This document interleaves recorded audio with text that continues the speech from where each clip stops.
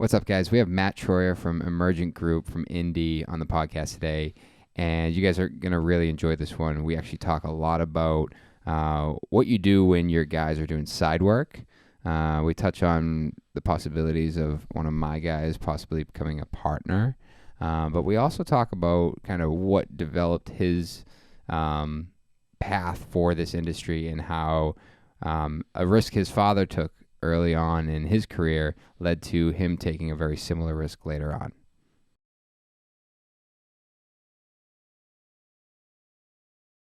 And we're on. Let's do this, boys. So your dad's an architect. That's how you get exposed to this business? Yeah, he quit his job about the same place in life that I'm at right now, like 3 kids at home. Quit his old job. Quit his old job, Yeah. sorry. I was an architecture firm up north of Fort Wayne, small town. Stop being an employee.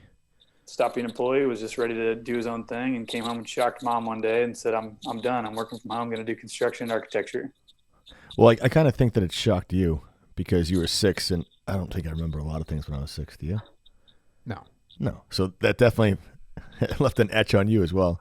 My wife gives me a grief all the time that I don't remember anything as a childhood, like previous to like first or second grade. She thinks there's something wrong with me or something happened that I don't know about. So You're hiding it. Yeah. we're still digging into that. Your dad left his job with 3 kids. The emotional damage. Yeah. So what, I mean, I'm sure that all of us kind of know the reasoning for that, but did you ever ask him why? Like why you would leave a job like that and start something on your own when you have that much on the table? I think it was, we talked a little bit about it. I think it's just like knowing your ability is like, there's more out there, and you're like the desire to do more, to affect more people, to, make more money, to give more money, you know what I mean? Just an overall growth. You think that he had pretty much like outgrown his position? Was there ever an option to go to another firm, or was it just like, hey, I'm starting my own thing? I think that's a good question. I think I should press into that a little bit more. So I'm not positive. I mean, I know people didn't kind of hop jobs back then as they did today, and people were more stay with the firm or stay with the company for your entire career. But I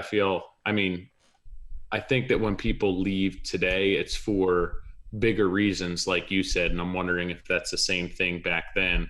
Obviously, societal pressures and financial pressures were a little bit different back then, but I wonder if that option was like, hey, there's another outfit in town that we could go work for, or was it just like, hey, I want my own thing, and this is what I've always done. I really want to push my limits and see where I can take it. Yeah, I guess I've never made the connection, but I think that, the part of my story at the beginning is that when I was, 2012. So it'd been a part-time business for me for the number of years. And then 6 years ago, I was basically forced to I was fired from my job, which is something that, it's not that great to talk about, but I actually wanted to talk about it. Oh, good. Okay. No, I was saying we jumped across a lot of stuff there because it bounced around, but your dad's in the business. You then do a little bit of part-time stuff in the biz. Yes. So we had started the first thing to try to buy some properties to rehab and resell some investment properties. And I hate the word flip, but everybody understands it. But so we had bought some real estate to try to flip. No, but like when you were young, when you were so you're 6, your dad basically jumps ship, starts his own architecture firm, and then you start getting exposed to more and more of the business. What, picking up studs, picking up job sites, or what? Because then you fast forward to when you were 12 early in the conversation. Sorry. Yeah, so when I was 12, so I probably started framing and carrying lumber and trash guy to clean up the overall grunt on the job sites. So building apartments, building houses, a lot more framing. We got exposed to finished carpentry, but I was definitely heavier on my tool belt on experience was definitely more in the framing, roofing, siding, the rough carpentry side of things with a little bit of finished carpentry exposure. Was that through high school? What was no, it was just field experience. I'm sorry. So 12 through college. So when I was, and we joked earlier about the technology, I decided to study computer technology. So I know hardware, software through college, and kind of realized halfway through school that I was way more passionate about, being outside and watching something be built with my hands, and just saw myself not sitting behind a desk forever. And so just was passionate about going home for the summers, and then, kind of clicked one day halfway through school. And I was like, I can't do that. I'm not going to do this as a career. I'm going to go ahead and get my degree, because I was already, all the way through it basically. but I decided that I was more passionate about my summer job, and I was going to try to pursue that as soon as I graduated. So what pushed you to college? Hold on. So you computer hardware software, and we just spent 15 minutes trying to figure out why my headphones and computer isn't working, and you didn't say a word. I just said this is why I retired, and I told my family, I was like, I'm not going to be everybody's tech support. I'm over this. I mean, geez, a little bit of help. I was also a PC guy for years, but since I started my business, we're all Apple, and it's like everything just works usually. So you thought. So I thought. Hold on. So Johnny asked you about college, but I want to go back to like your dad leaving his job and having 3 kids at home. Where are you at? You said you were 6. Are you in the middle, the oldest, the youngest? So I'm the middle of 5. So I was the youngest at that point. So I was probably, I was definitely little at that point. So right. I was actually I was probably an infant. I was probably a baby at that point. Oh, okay. So you're newborn or baby under 1, and your dad leaves his job, and you now have 3 kids, right? Yep. And you started your company 11 years ago, and how old are your kids? So our kids, when I started, when I was forced to start, we can get back to that, but this was 2007. So my oldest was born in 2009. So we didn't have any kids until 2 years into it. Yeah. So do you, I'd be curious to hear his thought on, what was their consideration in the sense that I have a newborn or a 1-year-old at home with 2 other kids, 2 other kids, and I'm gonna, like you said, your mom kind of thought he was crazy, but in his mind, was it something that he was confident in, or was it this battle that he had to make it work? Not not something he really wanted to. It was more that he had to. I mean, he had 2 more kids, so he obviously. Yeah. Boom, boom, done. I mean, had it really been that bad, your mom probably would have been like, nope, closing up shop. Yeah.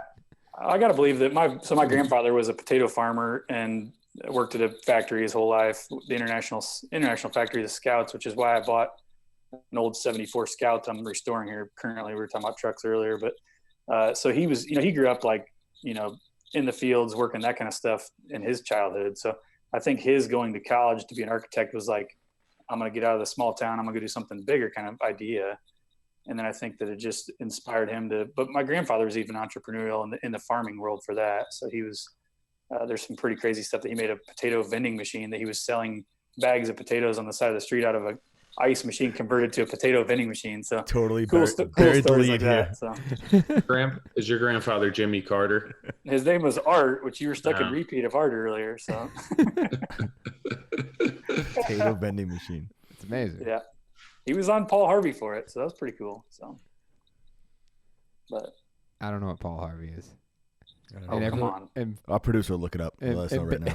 And based on the silence after, I don't think anyone else does. I was like, wait for it. Somebody. You guys are going to be in radio. You better look into Paul Harvey. He was the old radio, and now you know the rest of the story. And he would tell a story and then finish it up and explain who it really was, kind of thing. Interesting. Next podcast will be all him. There you go. So what we learned.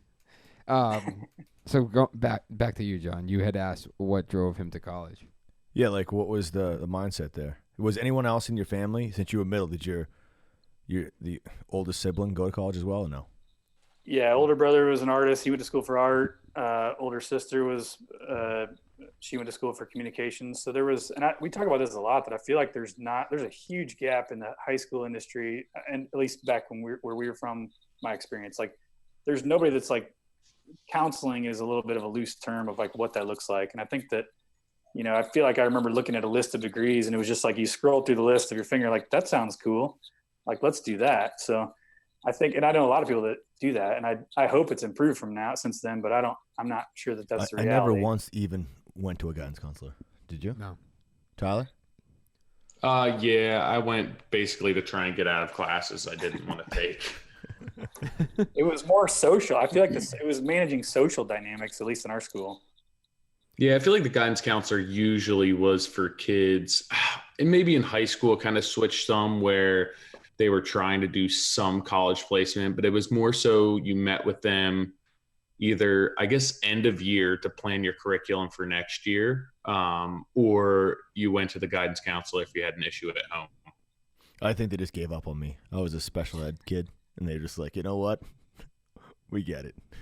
We don't need to see what he's going to do. I don't think I ever went to the guidance counselor for anything until college, but it was strictly because I wanted information on a particular college, or like, how do I do the application? But before that, I don't even like John, Tyler, you just said about planning your curriculum for the next year. That was never, I think the only kids that I knew that went to the guidance counselor, they were having like issues or weird feelings that they had to talk about. Sorry. Who planned your schedule? For what? We high school? We just would show up and they'd hand me a piece of paper saying these are your classes. Yeah, it wasn't an option. And here's your agenda. I don't know. I say that, but my son, he gets to pick his classes now when he's in 6th grade. I mean, you get to pick electives and all that stuff for other than your core requirements, and then also like and then which math and sciences you wanted to take. They're like, I don't know, that maybe. Matt, I'm with you. I forget stuff because I don't remember any of that. I mean, one of the problems with me with school is I was always so bored. So they ended up switching me into like advanced classes and put me with the grade ahead of me to try and keep me a little more engaged. Humble brag. That was me in shop. No, but that was like, I would always meet with my guidance counselor planning out courses because I wasn't taking courses with my normal grade. Dude, I didn't even go to my counselor when I went to college. The college was like, was like, here you go. Here's the application. Fill it out. We've done everything. Just put your name and sign it. So me and Doug went to college together. I don't remember. Didn't we just pick our classes online and that was it? Yeah. We didn't talk to a counselor. In college, They weren't called counselors. They're called something else. I had to meet in communications. Advisor. In communications, we had to meet like twice a semester just to make sure we were on the right path. I wasn't a big partier, but I do not remember any of this stuff. It was a pointless meeting. It was a waste of a half hour. I remember booking college on the website because it was more about, okay, I'm trying to work all day and go to school at night. Exactly. Like, what classes work best for my schedule? Yeah, I mean, that was the only, I don't know. I don't even know how we went down this road. We're asking him like, what the school? College, yeah. Direction. So you're in school. You're hating the desk job life. Yeah, so I was horizon. programming, sitting in front of the screen. I was like, I just not passionate about this. Like I remember like daydreaming about like framing a house or huffing roof, trusses up on a roof and just like, swinging a tool belt. And like, I just longed for those days of just being dead tired, but like you felt accomplished. I'm looking for those days again. Did you? I agree. I'm so sick of like, I say to my wife all the time, like, can this thing just break? I'm looking at my phone. Can this just break for a day?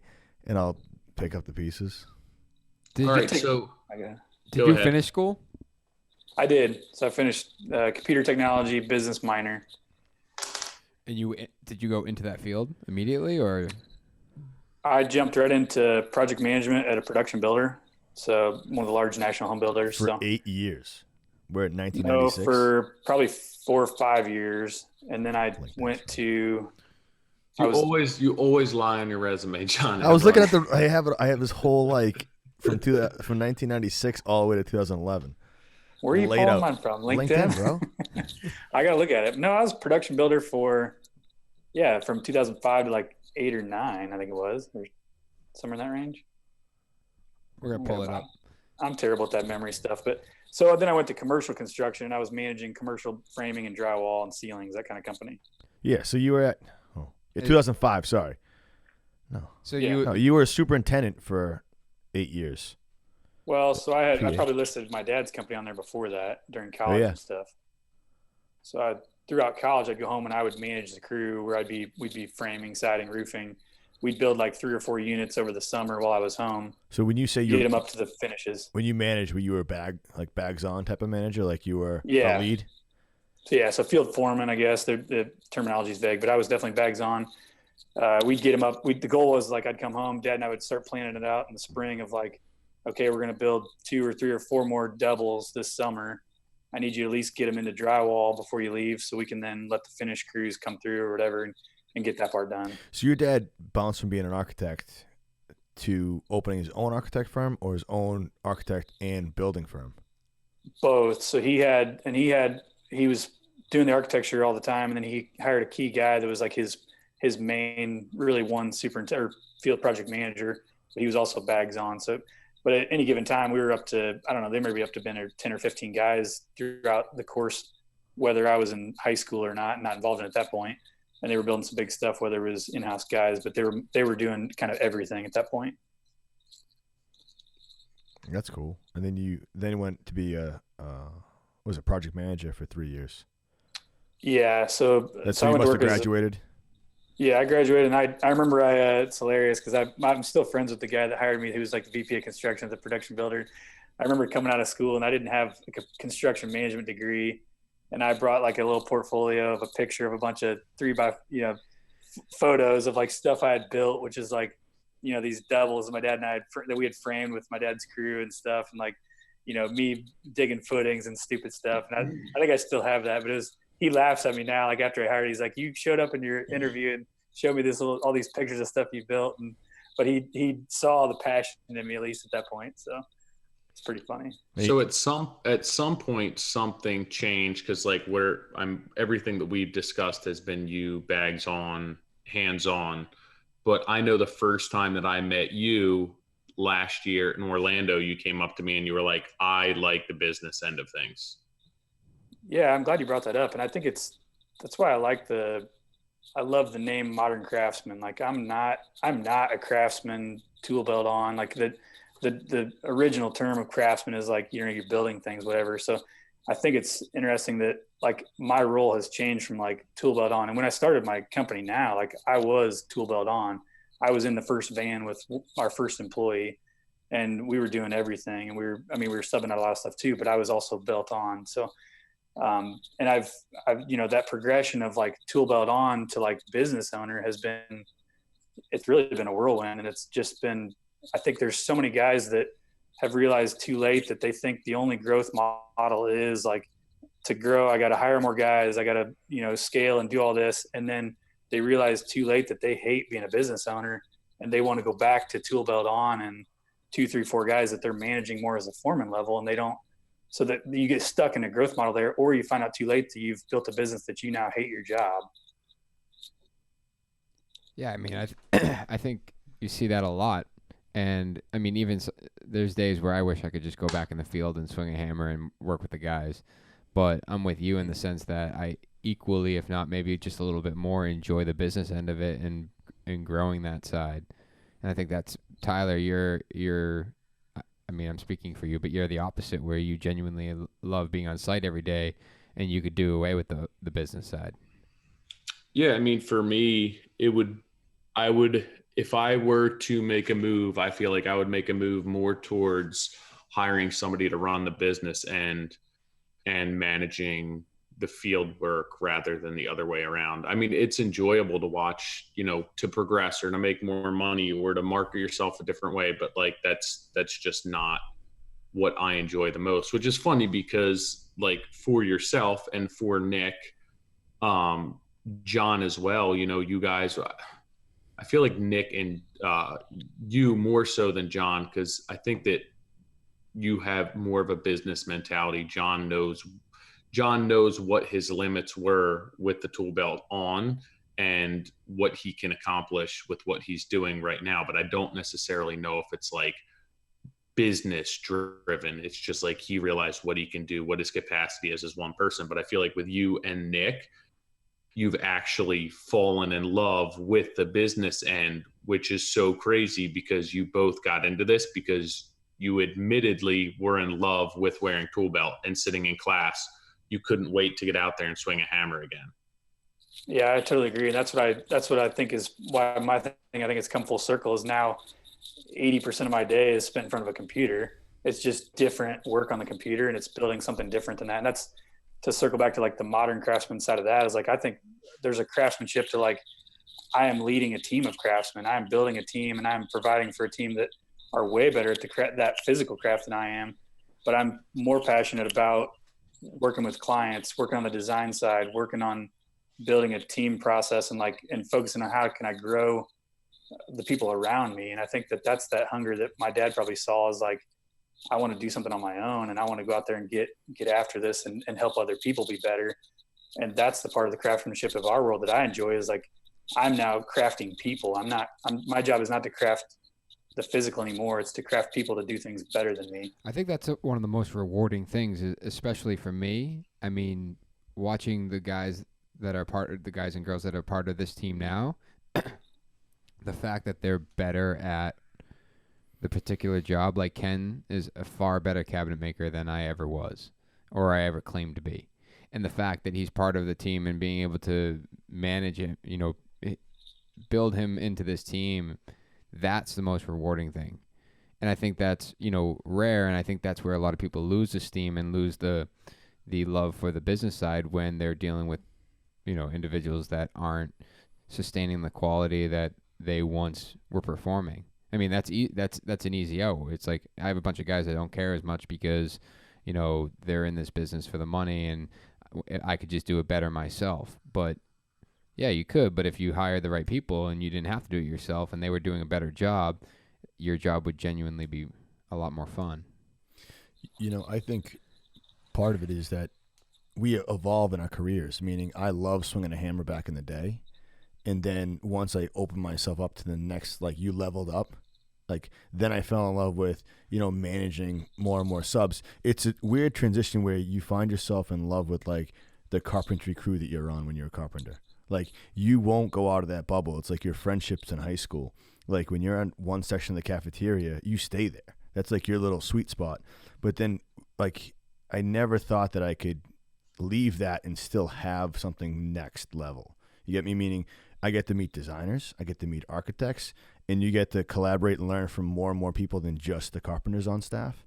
That's where it became addicting, where it was like, what else am I missing beyond just being a carpenter and hitting that job site for whatever, how many months or weeks, and then go to the next project. I had no involvement in any of that, what was the setting the schedule for the next year when I was a carpenter. So being able to expose myself to more stuff, I was like, what is the next part of this level? Like, what else do I get to do? Now it's like, let's get into large scale developments. Like, how does that even work? So, like, I'm not going to lie to you. I was talking to a client the other day, and they're going to build a house custom with somebody else. And I'm like, who is the other guy? Blah, blah. They've been talking for a year. And they're like, oh, it's this guy. I immediately texted the guy. Because I just don't believe in this whole competition thing at all. Like, it's not just for the IG. It's legit. Like, this guy's he's on Instagram, but not very big. And I was like, yo, talk to another client. They've been talking to you for a year. We need to sit down and have drinks. I want to understand how he's been in business for probably 11 years. But I'm like, he is my direct competition. And I'm like, let's sit down and have a beer. Like, it wasn't even an option. It was just like, hey, man, when can we set this up? Because I want to know, what is he doing? And he does a lot of development in Wellesley and all that. And I'm like, I want to know what he's doing. Like, he's cool with cultivating for a year with this client. Even though she still talked to me last month, but she went back. She's like, I put so much time in with him. I'm like, what structure is that? Like, that's like super old school, meaning no contract, no like feasibility study. It's like, no, we're just going to create a relationship. Right. And that's going to be powerful enough that they're like, we love them.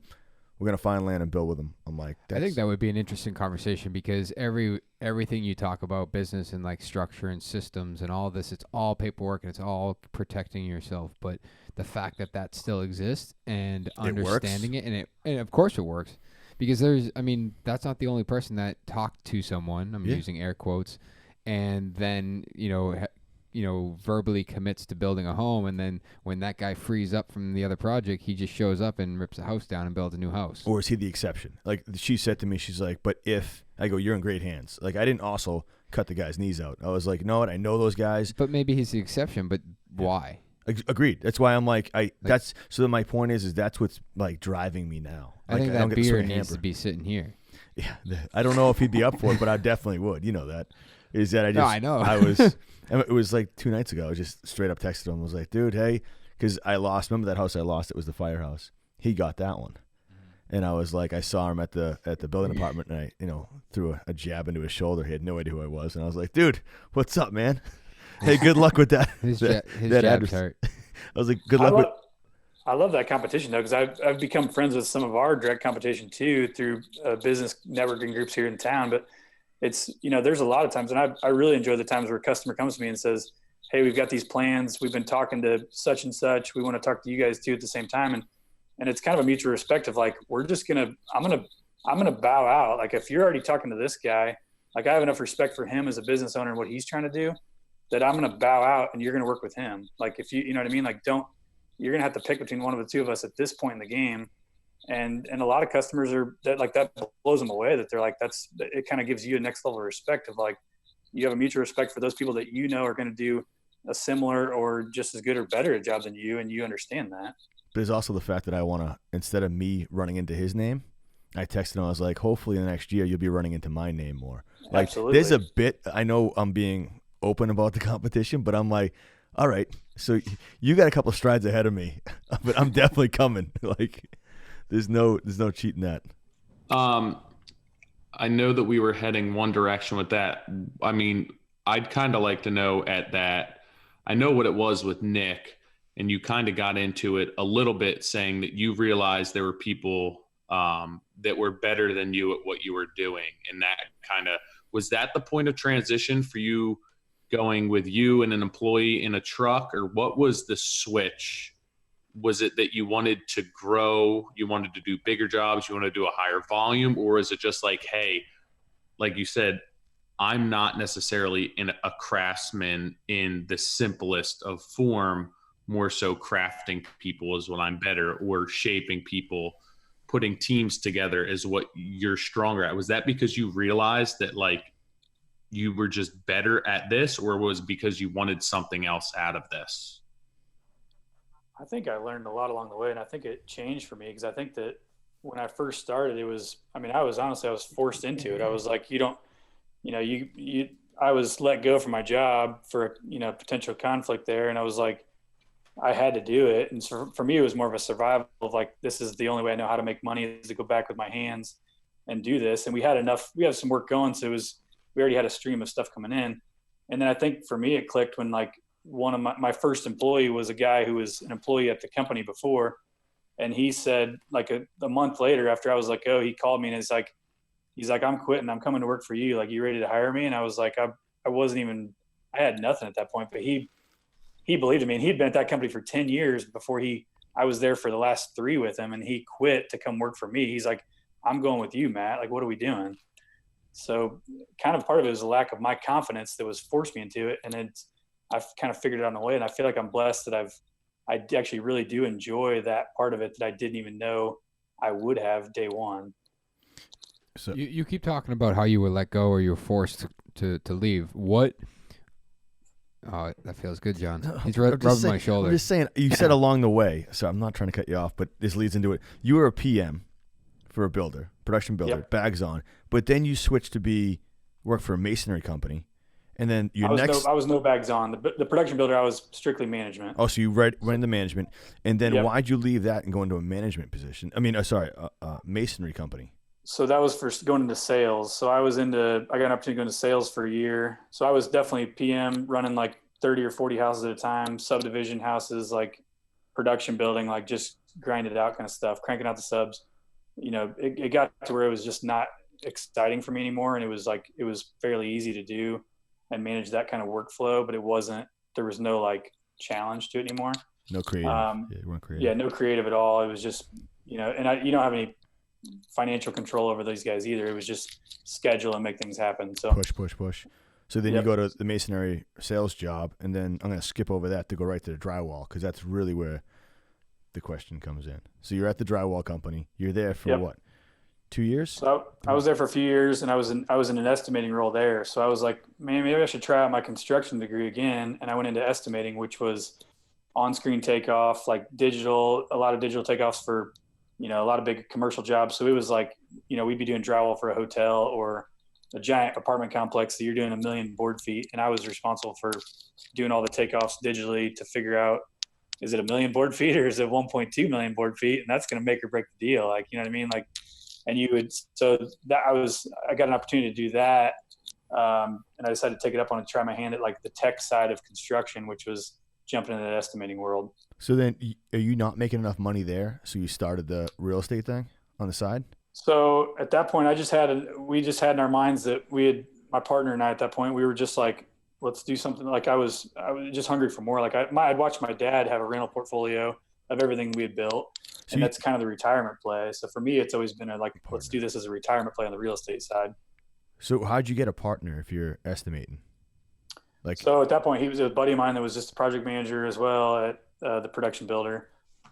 We just decided, hey, like we got some free time. We got, we wanted to do something else. I think somebody had approached us about some deals they had on some real estate. And we were going to try our hand at like buying and selling real estate for a few of them. So is this where the conflict came? So the conflict came. Yeah. So my partner at that point he was managing these investment properties for us. We had a couple of them going at a time, and he was using where the money came from. We'll get there. I'm screaming in my head like he's an estimator somewhere, but where'd you get all the capital to start buying properties? We all want properties. I'm looking around at everybody, but it just costs money. So investors. So while you're doing all this throughout the years, you've made contacts and got money. So the first house, which you guys would not even understand this, is the first house we bought for $28,000. So I signed the note on that one while I was working my day job. Put that in the credit card. You guys don't understand that where you're at. That $28,000 real estate doesn't exist. So the entry point to play in the Midwest is a little bit easier. All right, so back to my question. This is where the conflict came. So you were working for a large production builder, and you guys started this real estate thing, started doing this on the side, and did that become the conflict of interest? It became that we were doing drywall work for my company, for my partner. So he's flipping houses. He was running. He's flipping using houses our on the company side to do drywall.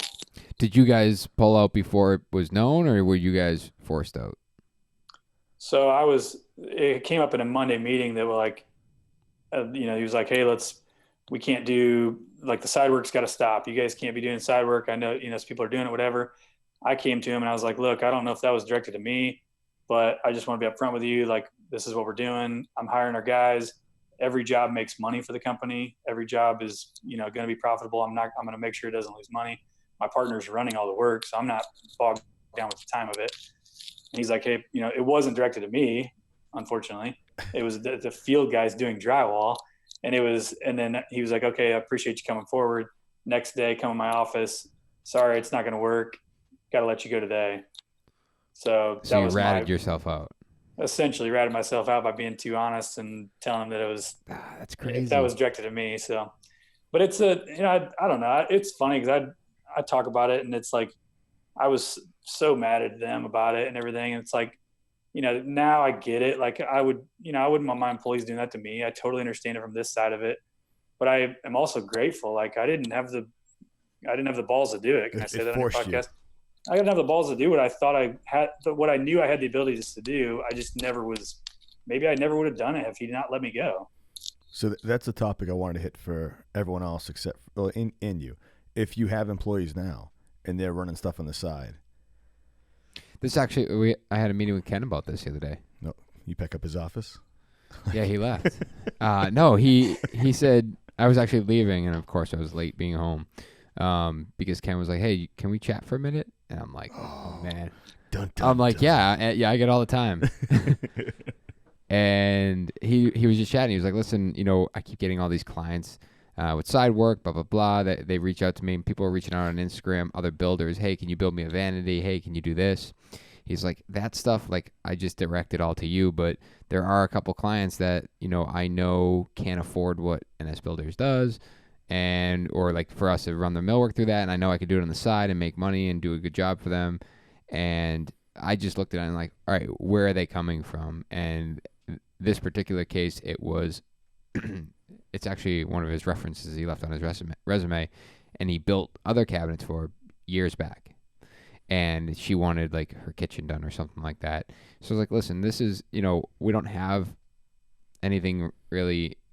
There's no policy. There's no policy for that. So like this case, I think like it's a previous connection. Like that's fine. Obviously I ask that it doesn't impede on what you do here. and what you do in your free time obviously is fine. We did put the policy together. But he'll be using your shop, right? Well, that's what I was just getting at. So early on, like, we put a policy in place that, like, we figured out what it costs to run the the shop per hour. I thought you said minute. I was going to say per minute. That's amazing. Definitely per hour. And because the guys would always ask, hey, can I use the shop for, like, I want to do a little side project. And I was like, yeah, this is how much it costs to run the shop. Just, like, factor that into your costs and just, pay for it. And like that. So it shouldn't be that hard to figure out what it is per minute. Right. You just divide it by like 60 or something.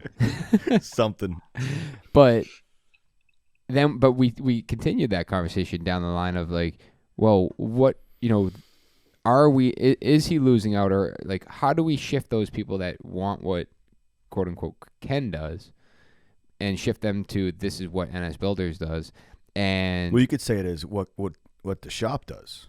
Right. And that's where I was going, is that, I know, John, sorry. You're like a second in front of me. But I basically said, listen, what we're building here is, I want this to be as equally yours as it is mine, as it is ours, in the sense that we're building something together, and that I want you to be just as much a face of this brand as I am. And the product that goes in and out of here, like, we need to figure out that client that wants what we do. You shouldn't have to impede on your home life, because at some point you're going to have kids. And at some point you're going to, like, or even if you don't have kids, you want to be home with your wife, or you want to go on vacation, and then you're bogged down after hours because you committed to building this kitchen for less money than we would have sold it for, only to find out that now you're tired. It bogs you down to the point where it's not even worth the money. And instead, I'd rather shift that focus in figuring out, how do we sell that through what we build, and create. Ken is, hey, this is what we build, like you said, as the shop, and this is what we can do, and this is what we can do it for, from a price point, and the quality you're going to get, because this is who I am. So and you're not sacrificing, or he's not sacrificing. Isn't any off hour time. And I said to him, I'm like, I know side work's awesome. I did it all the time, and it was, it was cash, and it was great to do, and you crank in the extra hours, and we all know that I would be the first one to talk about like how many hours I could put in a day and like jam pack, and then it's like a light switch went off when I had one kid, and then again when I had two kids, and then it's like, wait, there's way more to it. Like that extra cash I'm making is not worth, especially after Sharon's podcast, is not worth missing my daughter taking her first steps or any of that stuff. Like the value of the money you're saving them, all you're doing is giving them, providing them a better service for a lesser cost. But what about the part of it where the employee part, not so much the consumer part, where let's say you take that shop away from your employees, they're going to probably still find an avenue to do it. It's just not under your roof. So then you're not supporting their craft in a way. Yeah, I mean, so to Matt's point, like those guys are doing drywall on the side. Like, how do I combat that? Or like Tanner wants to go, like Tanner and I think Lasana both like will hop on board with, another remodeler or builder on the weekends, or like unless they're doing stuff for us on the side. But I think that's more exposure to different stuff, right? Well, yeah, that's Because he definitely puts you first. Because I've tried to steal Tanner. I know, and he called. He was like, "Hey, just so you know, John wants me Monday." I think it's interesting because I think, and that's honestly something I've been wrestling with a lot this year, because we've had great guys leave, and we've had guys that have left to go start their own thing, and I usually sit down with them like, look, I get it. We wouldn't be having this conversation if I had not done that same thing too, of like, I left my job to go do something else too, or whatever that looks like the opportunities present themselves. And I think there's a couple points there. Like, as long as it's not taken away from the day job, what we're doing, and as long as everybody understands that, like, I'll usually sit down and say, as long as you understand like what it takes to do that, like if you're hungry to go do this on your own, are you prepared for, you got insurance, you got who's going to run sales, who's going to run the bookkeeping, like, are you ready to work day and night to start that thing? Or do you have resources to have somebody manage the office while you're out building? Like, do you have, is that what it is? And I think the biggest thing I've been wrestling with lately is like, I think I'm called to be a leader more than anything. I think, what does that look like? Even if that means that it may come that my company is sacrificed for my leadership skills, that my job is to grow the people underneath me. And like, yeah, it might hurt when I watch those people grow up and leave, but like, that's also pretty rewarding. When you can say those guys used to work for me, now look what he's doing. Like, you know what I mean? And maybe I was a stepping stone of what he's doing. And obviously we're still selfish about, I got to make Emergent successful, but I think it's more important that I'm called to be a leader, and my job is to grow the people underneath me. And that's going to come with some pain. I'm 100% with you. When I used to be a director of operations for Boston Green Building, my biggest goal was if someone wants to leave and go do their own thing, that means I've done my job. I've taught them all the avenues of this industry, and they feel successful to do that.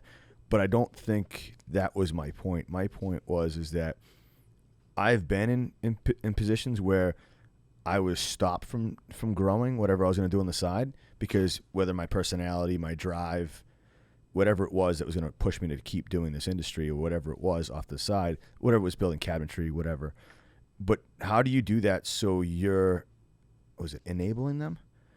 So instead of, let's say you say no, or let's say the number for the running the shop an hour is too much, then they're going to burn more time trying to chase down another space to have their own shop, to buy their own tools, just to make it so they can do their own thing.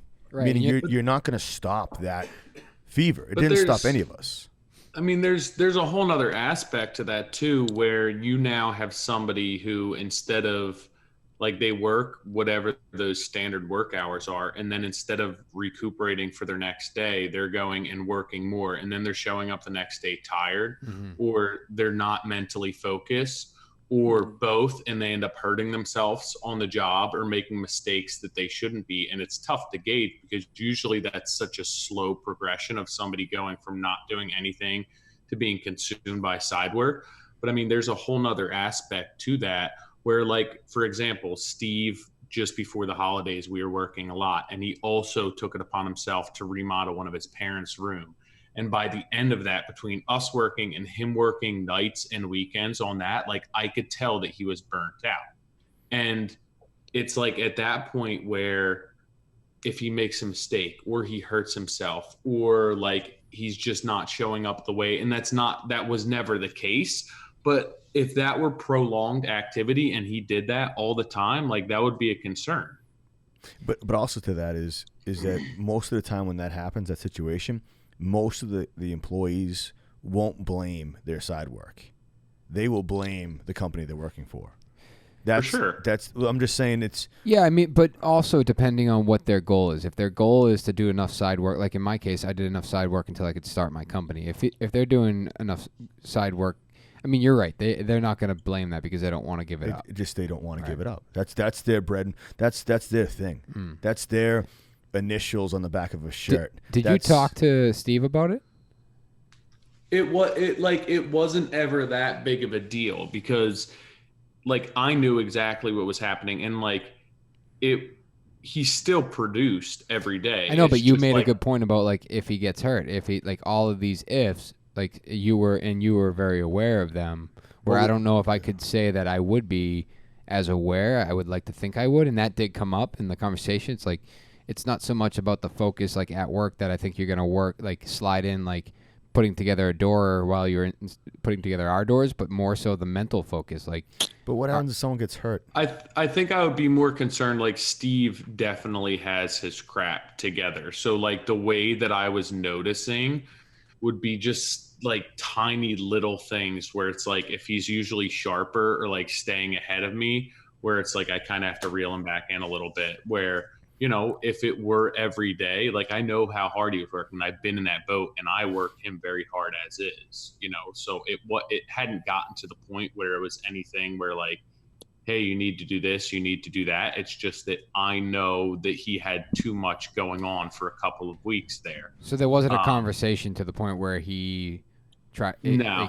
So he's not like and it was never that bad. It's just that, like, I've seen him work, you know, for 2 years beside him every day. Mm-hmm. So now that there's certain things where, like, I can tell that he's getting tired from doing this, and it was never anything that needed to be discussed, because it wasn't that bad. It was just tiny little things. But, like, if Steve, I feel like, is an exception to so many things that I've dealt with this industry, that if that were somebody else, it would have been showing up late, not showing up at all, calling out of work, like having to leave early, loss of productivity, all that stuff, where I feel like a lot of people's employees, like that's the way it would have manifested itself, or accidents on a job site. Well, that was one of my questions to you, Nick, is that let's say an accident does happen during that 1 hour where someone's doing a side job, but I'll leave that for you.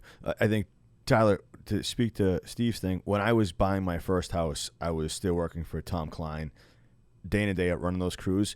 And then I was doing side work for JMH, which is my initials. And I remember when I went to buy my first house, crazy story is we bought it, my girlfriend and I, now my wife, we bought it and then closed on it and then got the keys, went to the house, like started cleaning it up.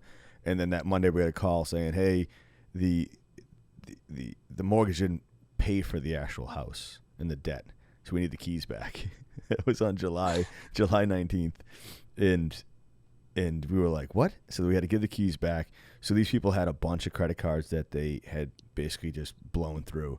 And they were liens on the property that wasn't caught by the attorneys. So it was an extra $25,000 that we had to come up with to buy that house. And at this point, it's like, that's my house. Like, I could have walked away and whatever. So then I took on every ounce of side work I could. I was working like 24 hours a day almost. And I guess my root of my question to all three of you is, if my employer had a better pulse on what was going on, he probably would have thrown me some money instead of me working, doing like built-ins in Walpole. I remember I toured a closet, did some built-ins. I was doing it till like midnight underneath the lights. I needed to come up with, we basically went to the realtors and had them split their commission and give back some. I called the credit card companies. They cut their stuff in half. So when it was all said and done, I had to come up with like $7,000 or $11,000, and I had to do that in a month flat.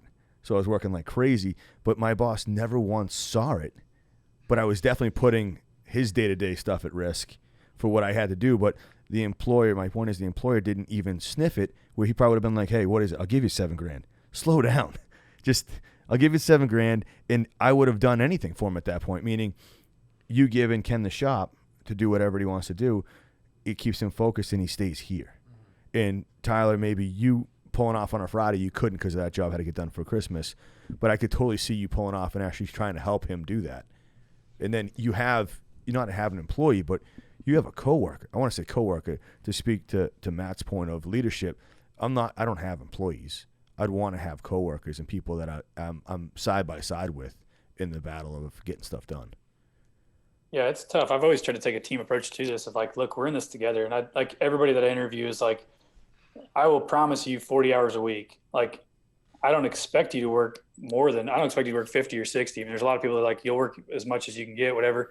But I'll say to guys, like, if you need more work, like, I'll figure out a way to put that in the budget so you can work overtime. Like, if you need something or you need to work Saturdays because you need to make ends meet, like, or you need to make more money. Well, here's how you're going to make more money. And I'm not going to say I've got it figured out, but the goal is to go to more like performance based of like, if you need more money, this is what it's going to take to get there. Like, how do you make more money as an employee? Like, these are the things that we need to measure and talk about.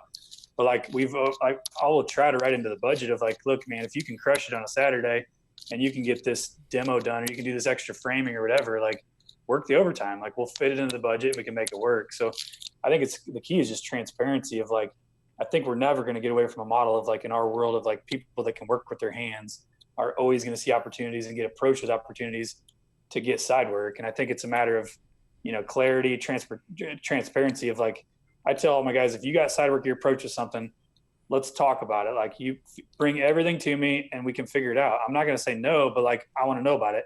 And I'll let guys take their vans on the weekend. If you want to put fuel in it, and you want to go run that and do that stuff, like, you're responsible if anything breaks, to the point of like, the honesty of that side of things. Like, we don't have a legal contract on that stuff. Maybe we should, and maybe Nick should on using the shop. But like, these guys know, like, if I break a saw on a Saturday, they trust me. I've taken care of them for all these years. Like, I'll fix the saw. Like, you know what I mean? So I think it's just it comes back to like solid leadership and just being open about things. And then kind of approaching each scenario as it comes up.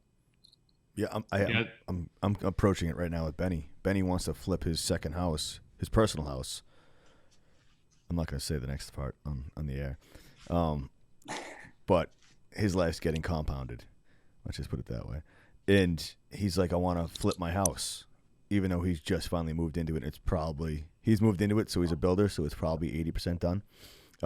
He's got me beat. But he wants to do again because he wants to take that equity and use it before the economy changes. And I'm like, I know what his life's about to be like, with this next, part of his life starting up. And to do that again, just for whatever it is, I'm like, so I turned to my investors and I was like, hey, can we go to dinner real quick one of these nights and just talk about how, let's say Benny, let's throw it out, $100,000 has $100,000 equity in his house. Can we take that $100,000 equity and pour it into one of our spec houses that I know I can physically control how the outcome is, meaning it's not going to lose money? Can I do that? And then he's making money that he wanted to make, but not have to go through the stress of renovating a house day in and day out. So that's my approach is, Matt, like you said, I'm just listening. Not so much the transparency part is that I'm making an environment where he's comfortable saying, hey, I'm trying to do this next. And he's looking for help. He's looking for a sounding board. And he's not asking me to do anything different. I'm just like, what is my other option here for him? Yeah, I could let him do that. He'd get more experience in flipping it. But he's burning hours, and he is going to take away time from his family and his kids because his kids aren't going to be at the house for a renovation. So I know he's losing out.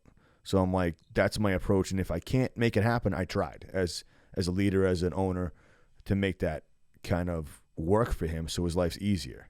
Because I would want that on my side of it if someone saw me going through the motions. It's interesting you use the investment property in that scenario because we that's what we do. I mean, I'm sitting in my house we moved every year for 7 years because we flipped our house, then we'd rent or we'd stay in one of our rentals, and then we go do our next house, we move into it, and the result was we just kept snowballing it until we built our new house, and we're here trying to convince my wife, let's do it one more time. Let's have no mortgage by the time we're 40, but a little more complicated with 3 kids. So, but like I tell my guys all the time, like they don't, especially the guys that come on new, like you didn't see Matt from 7 or 8 years ago, what I was doing to get to where we are.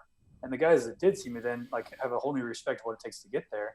And I think that if you can show these guys, like if you're young and you don't have anybody, whatever, you're by yourself, you want to flip a house, like, then let's get together and talk about it. Like if you want to do that and you're going to sign on the mortgage and you want to live there while we're doing it, and either you want to run that job through the company and like, let's just open book it, or you need help with investors, we can put that together. That's what we do. Like, let's put together the deal. You could be the investor because you provided the house, sweat equity, and then let's let Emergent do the construction. Or if you want to do however we work that out, like let's come up with scenarios that help you guys get what you need. And by not working side work, or it is side work, but it's your own house, like that's a different ball game. Like we've had some of those conversations. We haven't really structured a deal with anybody that's taken me up on it, but I would approach that with any of the guys. If you want to live in a construction site and do that and put your name on the line with the house and be an investor with us, then let's do it.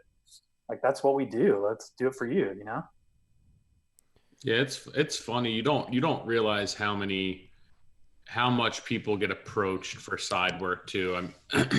Everyone, it seems like within our companies, we have a pretty transparent and honest culture where people aren't going behind our backs doing this without us knowing.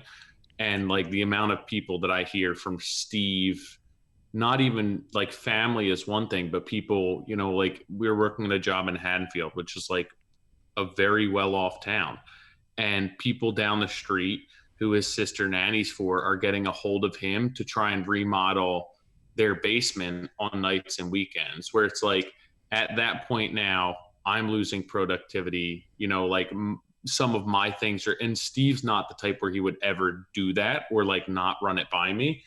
But like the thing for me, I guess that bothers me the most is why do these people think that that's okay to go to your employees and ask them to, like, if somebody worked at the bank and I went in and went to the bank and said, hey, can you come work for me on nights and weekends? Like I need you to do my, go through my paperwork, or I need you to do my invoicing, or I want you to invest money for me. And it's going to take away from this. Like people don't do that. And why do they think that it's okay to do that? Because you're working with your hands, I'll or second because that. you pay a little less money. Totally. I mean, the fact that like I obviously I know all my guys get approached like about side work and miscellaneous carpentry labor and stuff, but when Ken mentioned that guys reach out and say, hey, like other builders saying, hey, can you build these cabinets, or hey, can you build this vanity for me? That's just wild. Like that just, I mean, there's nothing that makes sense about that. I don't get it. And I think that if you were to have an employee that were going and doing that, like that would, if I didn't know about that and then I found out about that afterwards, I feel like I would probably be upset about something like that. Mm-hmm. Like that wasn't discussed. And like, yeah, it is your own time. It is everything else. But if you're putting that much time and effort and mental, like there's a lot that goes into what we do. And if somebody now is managing a job or actually doing a job on nights and weekends, that's going to affect their day job. And it's like, why aren't these people coming to you? If it's to save $1 or whatever it may be, like that's the respectful thing to do. If you want to get something done at your house, like call a legitimate company. Right. Don't go to a company's employee and try and pull them away to do side work for you. I've got 2 great examples of that. And I think that I love it. And I'm not going to say that we don't have, I'm sure that our guys are getting side work, our subs get pulled, all kinds of stuff. But there's been 2 scenarios where a lot of our subs, we're pretty open about things. I'm like, look, if a customer approaches you about something, like, come to me first. And I had a roofer who was approached by a customer that we just did their job. And they were like, hey, I want to have you hired to do some extra work on our house. I don't want to go through the builder kind of thing. And like, I want to work direct with you. The roofer calls me and says, hey, just want you to know, like they called me, they're reaching out about this other work. I can put some money in there for you guys as a kickback or referral kind of thing. Like I tell them to hit the road. Like my best subs and like those kind of guys, like those phone calls are the most rewarding for me, because even our vendors know that, and they know that it's a total disrespect and a short circuit around to do that kind of work. And they're willing to put more money in there to give us a kickback because they got the job because of us. And they know that it's going to take away from their time if they do that. So I love those conversations that happen. And it's the same thing that you build a respect for what you do. And that's the respect thing is huge. That my guys that want to work in the field, they enjoy that. And they look at what I do on a daily basis, and they don't want to do my job with the sales side of things or the customer front. So it's just creating that respect and open and honesty with them. Yeah, I think like a lot of that issue should not be placed on, like if you're in Ken's position or you're in Steve's position, like these people who are coming to them should have more respect for that person, for who they work for, than to go and do that to them. Like obviously whoever's working for you, that seems like, oh, it's extra money, I can do it on my spare time. But I just feel like the disrespect more so, not even from the employees, it's from whoever, like Nick said, the businesses who are now approaching Ken, or the people who see you working down the street and see your trucks every day, and then you're getting a hold of your employee while you're not there. Or like Matt says, the sub that you brought onto a job who's working under your umbrella now, the customer comes to them and is like, hey, when you're done, can you do this? Like, I just feel like that's very disrespectful. Agreed. I mean, I can. There's been a handful of my subs that have done that, and Matt, I would second what you said, is that when they reach out to you and give you the heads up or give you the option, or hey, like before I commit to this, like what are your thoughts on it? Is it okay if I do it? Do you want the kickback, or should we run it through you? And I think that's where the real respect lies, as far as. No, it's a kudos to your culture. Well, yeah. I mean, that's really what it comes down to. Yeah, I don't know. Next time I get done eating in a restaurant, I'm going to go back into the kitchen, be like, hey, I'm having Christmas dinner at my place this year. Like, just ask the chef, you want to come cook Christmas dinner? My kids need lunch every day. You want to come make their lunch every day? Not through the restaurant. I'll pay you cash on the side. I think it's a seasoning thing of like it's the veteran guys that get that. And it's my tile guy that I keep busy, and he works for other builders, but he'll drop everything to come to one of my job sites because we've built that trust. We pay him quick. He knows the job should be ready. Like, we obviously have our pain points and everything still, but he knows that it's not worth chasing that one-off quicker margin job that he can charge what the GC charges on the one-off customer. Like, he knows, don't bite the hand that feeds you. Like, he knows it would hurt him more if he found out that he was working for a past client of mine without me knowing about it than what that one job is worth. Sure. Exactly. So we're on with Matt Troyer from Emergent, and we haven't even dug into the name of your construction company because we haven't gotten there yet. Well, he mentioned it earlier, and I was going to stop him, but this is a perfect reintroduction midway in the episode here. And me and Matt were actually down in Leapers Fork, Tennessee, where we hung out with Kid Rock and Mike Wolf from American Pickers. Just name dropping like crazy. Kid Rock's going to be on the podcast maybe one day. I don't know. But I had asked this down there, but I'm going to ask it again. What's the reason behind Emergent? Like, where does that name come from? So because I didn't know when I asked. Yeah, we were looking up when we were trying to brainstorm on names. The wood types, which is what everybody does in our world. Like, what's a good name for a tree or whatever? And we were just kind of searching for stuff, and we came across the layers of the forest. And the emergent layer of the forest are the smallest, skinniest trees that poke up above the tallest canopy, and they poke through the upper canopy, and they're the trees that get above there to reach the sunlight. So that the emergent layer are the anomalies that sneak through the top layer of the rainforest so they can get out and above that and hit the sunshine. So it was, when we heard that, I was like, well, that's a no-brainer. Like, that's a pretty awesome name. Like, so, and we have a family of companies. We're Emergent Group is the parent company that we have, and we do emergent construction, development, properties, some different holding companies, that kind of thing, but they all operate under the Emergent name. And the answer was just as deep when I first asked it. Not what I expected. That's awesome.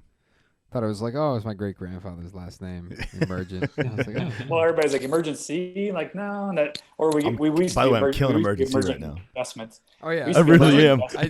There was emergency. In That's so funny you just said that. I think we're all sick up here. We could abbreviate it and be emergent construction, but no. Yeah. So that was actually one of my. That was one of my questions. Was the group, having a parent company with just everyone's like an S corp. I don't know what you are, Nick. LLC. Currently LLC. Yeah, LLC. We're all LLCs, and a couple of them are taxed as an S corp for tax purposes. Yeah. But all of them are LLCs. You don't have to deal with the annual meetings and all the formalities of paperwork and stuff. I don't know. Someone told me I had to change it now, but I don't know enough. We should get a tax guy on this podcast. That would be a fun one. If you were looking at, I don't think you need to, at least in Indiana, because you can be an LLC taxed as an S corp, so you realize all the benefits in S corp, but you don't have the legalities and the formalities of the paperwork that comes along with it. Yeah, I just gotta meet with my lawyer. But I think limited liability is LLC, so if there's part of that is limited, where as a corporation is a little bit more protection. But we're not getting into that. My point is that the group, what do you kind of brushed across that whole, family of companies that you guys have? Super abbreviated. Yeah. So Emergent Construction is the day-to-day operating of retail remodeling. That's the production. That's the workforce. Emergent Development is our company that we partner with investors. We buy and sell real estate in that company. Emergent properties are the properties that we buy and hold. So we have some rental portfolio of our own properties. So we've got about 14 units that we've bought, rehabbed, and rented, and kind of got tenants in place, and then got the financing in order. So that's the idea of the different model, just to separate the types of business and spread out the liability of ownership of how those structures are, plus working with investors and that kind of thing. So the construction part, what's the dynamic there between you being the owner, and then how does that trickle down to managers and then actual site guys swinging a hammer? Yep. So currently we have myself and a partner. He's kind of handling right now the investor side of the world of, like, we do work for a lot of out-of-state investors or hedge funds, that kind of thing, real estate REITs. So we do that kind of stuff. And I kind of manage the rest of the retail work with the remodeling, with the client facing, and the, structure of the investments, whether it's our property and that kind of stuff. And then we have one gal in the office, Jacqueline's rock star. We just hired her a few months ago. And then we've got one project manager that's on site and out about, two guys that are kind of field foremen, a mix of tool belt on, supervision roles, and then 5 people out in the field that are tool belts on in our vans. So we've kind of run the gamut of, we were up, I don't know, last year we were probably in the 15 or 17 range of employees. We're about, I think 11 or 12 right now. And I don't know, it's been fun. Like it's the most rewarding thing for me is the Christmas party or holiday party is like the time you get together and there's like 30 people there, of like, you see the impact of those people and their spouses or plus ones that are showing up and like just having a good time. Like that's kind of been the why for me, is realizing that I love growing a team. We got to manage control. We got to make sure we're not growing just to grow, and adding people just to add people. But like that if we can get a good dynamic going, that's been the rewarding part for me. So what for you to buy your rental properties and you guys rehab them yourselves, is there anything that you have to do as far as now that being like a tenant occupied building with your business actually doing the work? No, there's no conflict there. I mean, technically, like our other company hires our construction company to do the work, and then the company owns them. So it's all of our rental properties. Like if we buy it, we're going to fix it up nice. So we limit our maintenance for at least, hopefully 5 or 10 years. We're coming into where we've had some of our oldest ones now, 10, 11 years, that we're wrestling with when do you sell them or when do you rehab them again.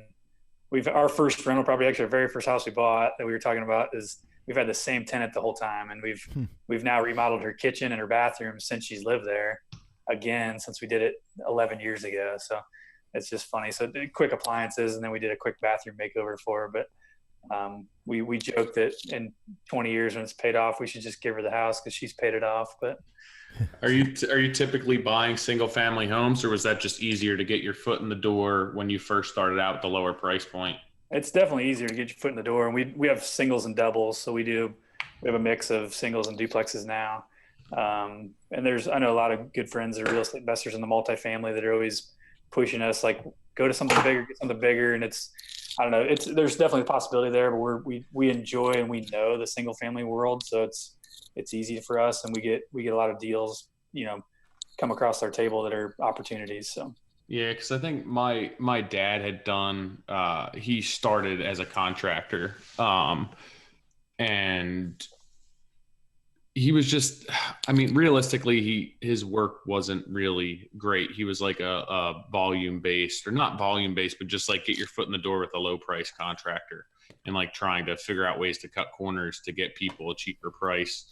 And he would slow down and pick up rental properties, and then like that became his main focus. But I think he had initially started with single families and then duplexes to get his foot in the door, and then like as he progressed in that rental part of his career, he started buying multi-units where they made more sense to him. He would make more money on the multi-units than he was with the single family and duplexes, even triplexes. But that's our where we live, and I don't know what the market is where you are and what the difference there would be.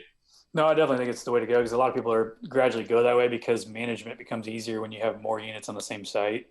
So the scale of it is definitely quicker. So I don't know. It's not to say we won't go that route, but I enjoy the single family stuff, and a lot of our stuff is 100-year-old houses that we're still restoring, whether it's a rental or for sale. And it's that kind of rewarding part is fun for us too. Like when the neighbors like aren't mad that we own a rental property next to them, like that's when we're in a good spot. Like we don't, what I mean? We don't want to be the slumlord, and we don't want to be doing stuff that is not good for the neighborhood. But I think it's definitely been a lot of what we've been wrestling with is like what the business dynamic is for the percentages of work. And we're trying to shift that more to, we love the client facing stuff, but it's harder to scale, which I'm sure that Nick is hitting the same kind of stripes that we are, but we're trying to do a mix of our own stuff and customer work and keep a nice healthy base. And I don't know if you want to go down the trail we were, but 2013 and 14, we had kind of pivoted from our wheelhouse of customer work and investment properties, and we got into some high volume work with some out-of-state investors, and we were rehabbing 30 to 50 houses a month for a California investor, and we were cranking out 30 to 40 a month. Yeah, so it was Indiana. Yeah, in Indianapolis. So we were doing, it's like subdivision houses, paint, carpet, check mechanicals, like pretty simple stuff that they were going back to rent. So, anywhere from $10,000 to $20,000, $30,000 a house. All right, you just asked if we want to go down that road, and I do, because how do you not? I don't. All right, the numbers make a little bit more sense that it was like quick, we'll call it lipstick job. But Yep. Why? So we got an opportunity, and it was like, the volume was there. The numbers made sense.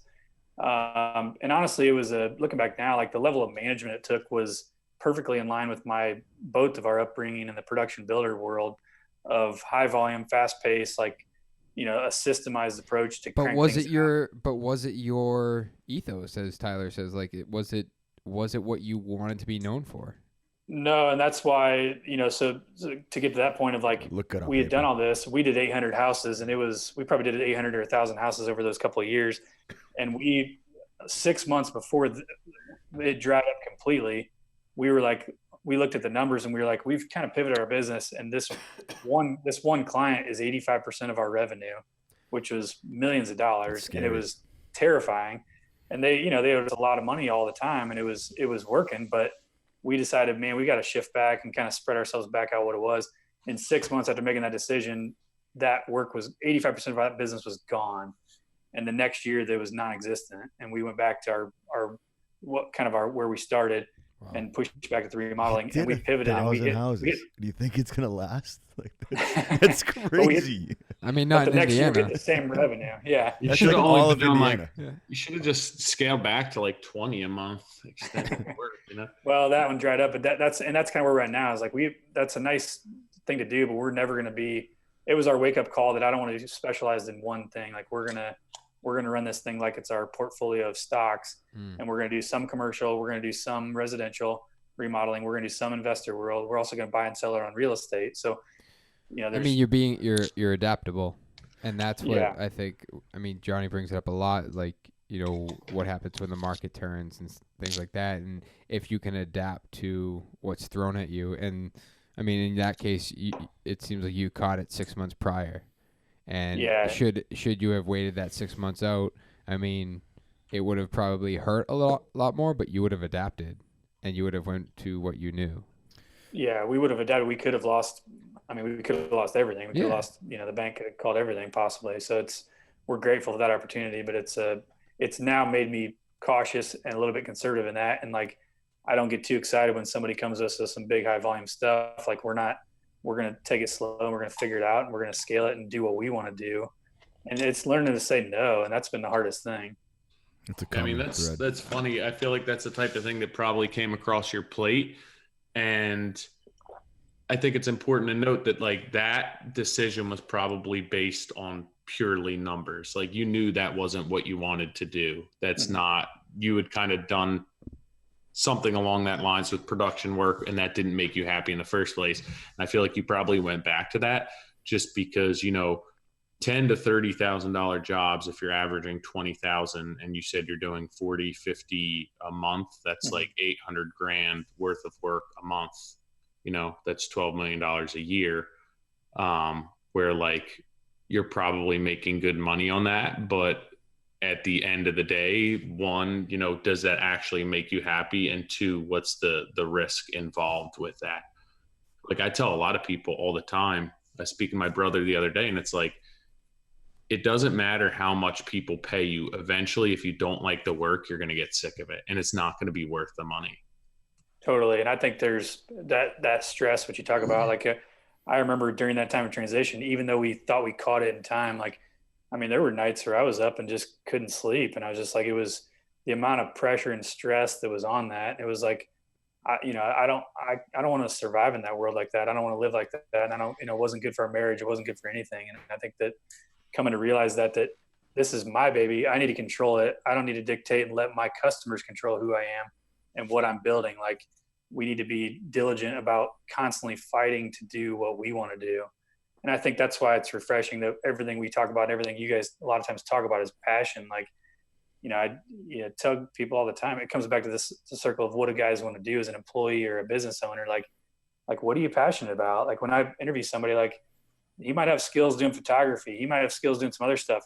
He might want to manage our website. Like, well, let's build a job that you can do some craft work. You can maybe work and do some website work, or you can do photography work on the job site. Like, how do you create an environment where you can maximize people's skills and get them fired up to be excited about what you're doing so they can make what they can make, but they're also more passionate about it and don't go chase side work. You know what I mean? Yeah. And I think it's also important, like you just mentioned, not letting your customers dictate your career path and your business. I know Nick has spoke to it before, where it's like if people want to spend less money, or people want to put in an inferior product, and at that point you're now letting your customers' budget and your customers' needs dictate what represents your business. Because when that thing fails, they're not going to turn around to everyone and say, hey, you know what? He wanted to use a nicer window throughout the house, but we really didn't want to spend the money, so we went with this, and they all now failed. Like, it's going to be your fault. And you now put the risk, you now put like your entire reputation at stake for what somebody else wanted. And somebody else now is in control of your business and your reputation, everything else. And I think that's an important point to note, that you do have to be in control of your business and can't let somebody else hold those keys. But don't you think that someone else just DM'd me the other day and said, have you ever felt lost? And don't you feel like, we talk about big picture, all of us, and it's tough that once you get into that, Matt, when you got into that run with those houses, like the business end of me thinks, hey, why not take some of that profit and then keep doing the customer work? But my guess is that it took all but every piece of resource you had to be able to do those houses at that pace. So the wanting to then look out beyond that, you couldn't get past what you were currently doing. And I think that's common, whether it's 1,000 houses a year, or if it's some guys, it's 2 projects a year. And they find themselves, their sounding board is those clients that are nickel and diming them over that basement job, and they can't see a kitchen remodel in their future. You know, I'm with you, Tyler. It's just, I feel like a lot of times is we do need to control, but sometimes all those voices aren't us. Isn't Nick and Tyler and Matt and Puff talking to me. It is the 5 investors I have or the 2 clients, and they're all squawking about the same thing that month, and it's hard to get away from. That's why I really love sitting down here and make time for these podcasts, because it's a bit of, hey, block everybody out and then listen to what I should. This is like my head. The 3 of us, it's what should be bouncing around in my head. And I feel like every one of us has the same issues, has the same business problems, and it's either on a different scale or it's changed a little bit for John's business, for Nick's business, for Matt's business. But like, I feel like the basis for all of the issues, it's all the same. I remember working for some customers when I first started my career with a plumber I used to work with. They have this like super nice house, and it's like, oh, it'd be nice, a lot of money. It'd be nice to have like a house like this and a career like that and not have to worry about money. And the older plumber who I was working with is like, these people worry about money just the same as you worry about money. It's just on a different scale, you know? So if you're worrying about $500, they're worrying about $5,000, but it's the same stuff. Like, all the problems are all the same. What the pressure you're feeling from your investors is the same thing that I'm feeling from my homeowners. It's just, it's tailored to each one of our businesses.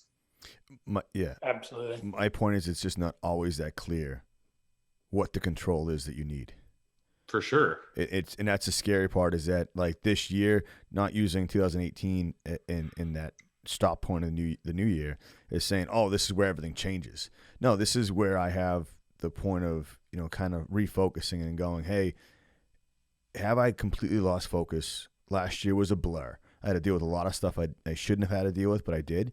And did I miss everything? And am I still running down that same road that I shouldn't? I got spun around, and now I'm down a dirt road I shouldn't be down. Should I keep running down it? Or do I need to stop, look around, and go, my GPS says I need to go back. I do need to go in reverse a little bit, and that's okay to do. Like, I need to stop. And some people have a pride thing where they don't want to go in reverse, and they're going to keep powering down that road. And if you had powered down that road with that investor and kept going, there would have been a dead end. It would have been a dead end and a cliff. So it is okay. I'm not talking to any of us right here. I'm actually talking to listeners, where it's okay to stop. It's just as important to stop as it is to say no. And you need to review and recognize what it is you want to do. And if I think these conversations are key to have. Like, when you have those conversations with a guy that wants to go do side work or do his own thing, like, this is what you're going to be wrestling with in the really near future. Like, are you ready to do that? You know what I mean? And I think that's the part that comes with owning the business, is that you're the final say so. There's nobody else that can make that go away for you. So, more power to you if you can manage it, because there's a lot of times that I feel lost and I can't sleep at night, and it's like, you think, what in the world am I doing? Like, but it's the rewarding times that make all that worthwhile. You say that to an employee and they're like, boo hoo, you're in your third house in 3 years. But I think part of that, when that person comes to you, like Ken, for instance, is that something that they're crying out that you need to listen to? Is it that guy coming to you going, hey, I want to do some side work, and maybe he wants the part of that management, Matt. Maybe he wants to feel that little bit of pressure that's not with, hey, did I clean out my bags today? Do I have the right screws for tomorrow? Do I have my batteries charged? Maybe he wants a little bit more of that upper tier. And maybe that's his way of asking for it. And if you say, yeah, do the side work, you just missed that and said, hey, can I move up to be a super? Right. And that's where my response was, is like, it's been kind of stewing in my head, like, all right, the shop has proven itself to be a very viable thing. We've grown it to 3 people this past year. I want, like, Ken has proven has more than proven his worth here, but I want this to be more than just me, and I want him to be. When do you make him partner? I don't know. I'm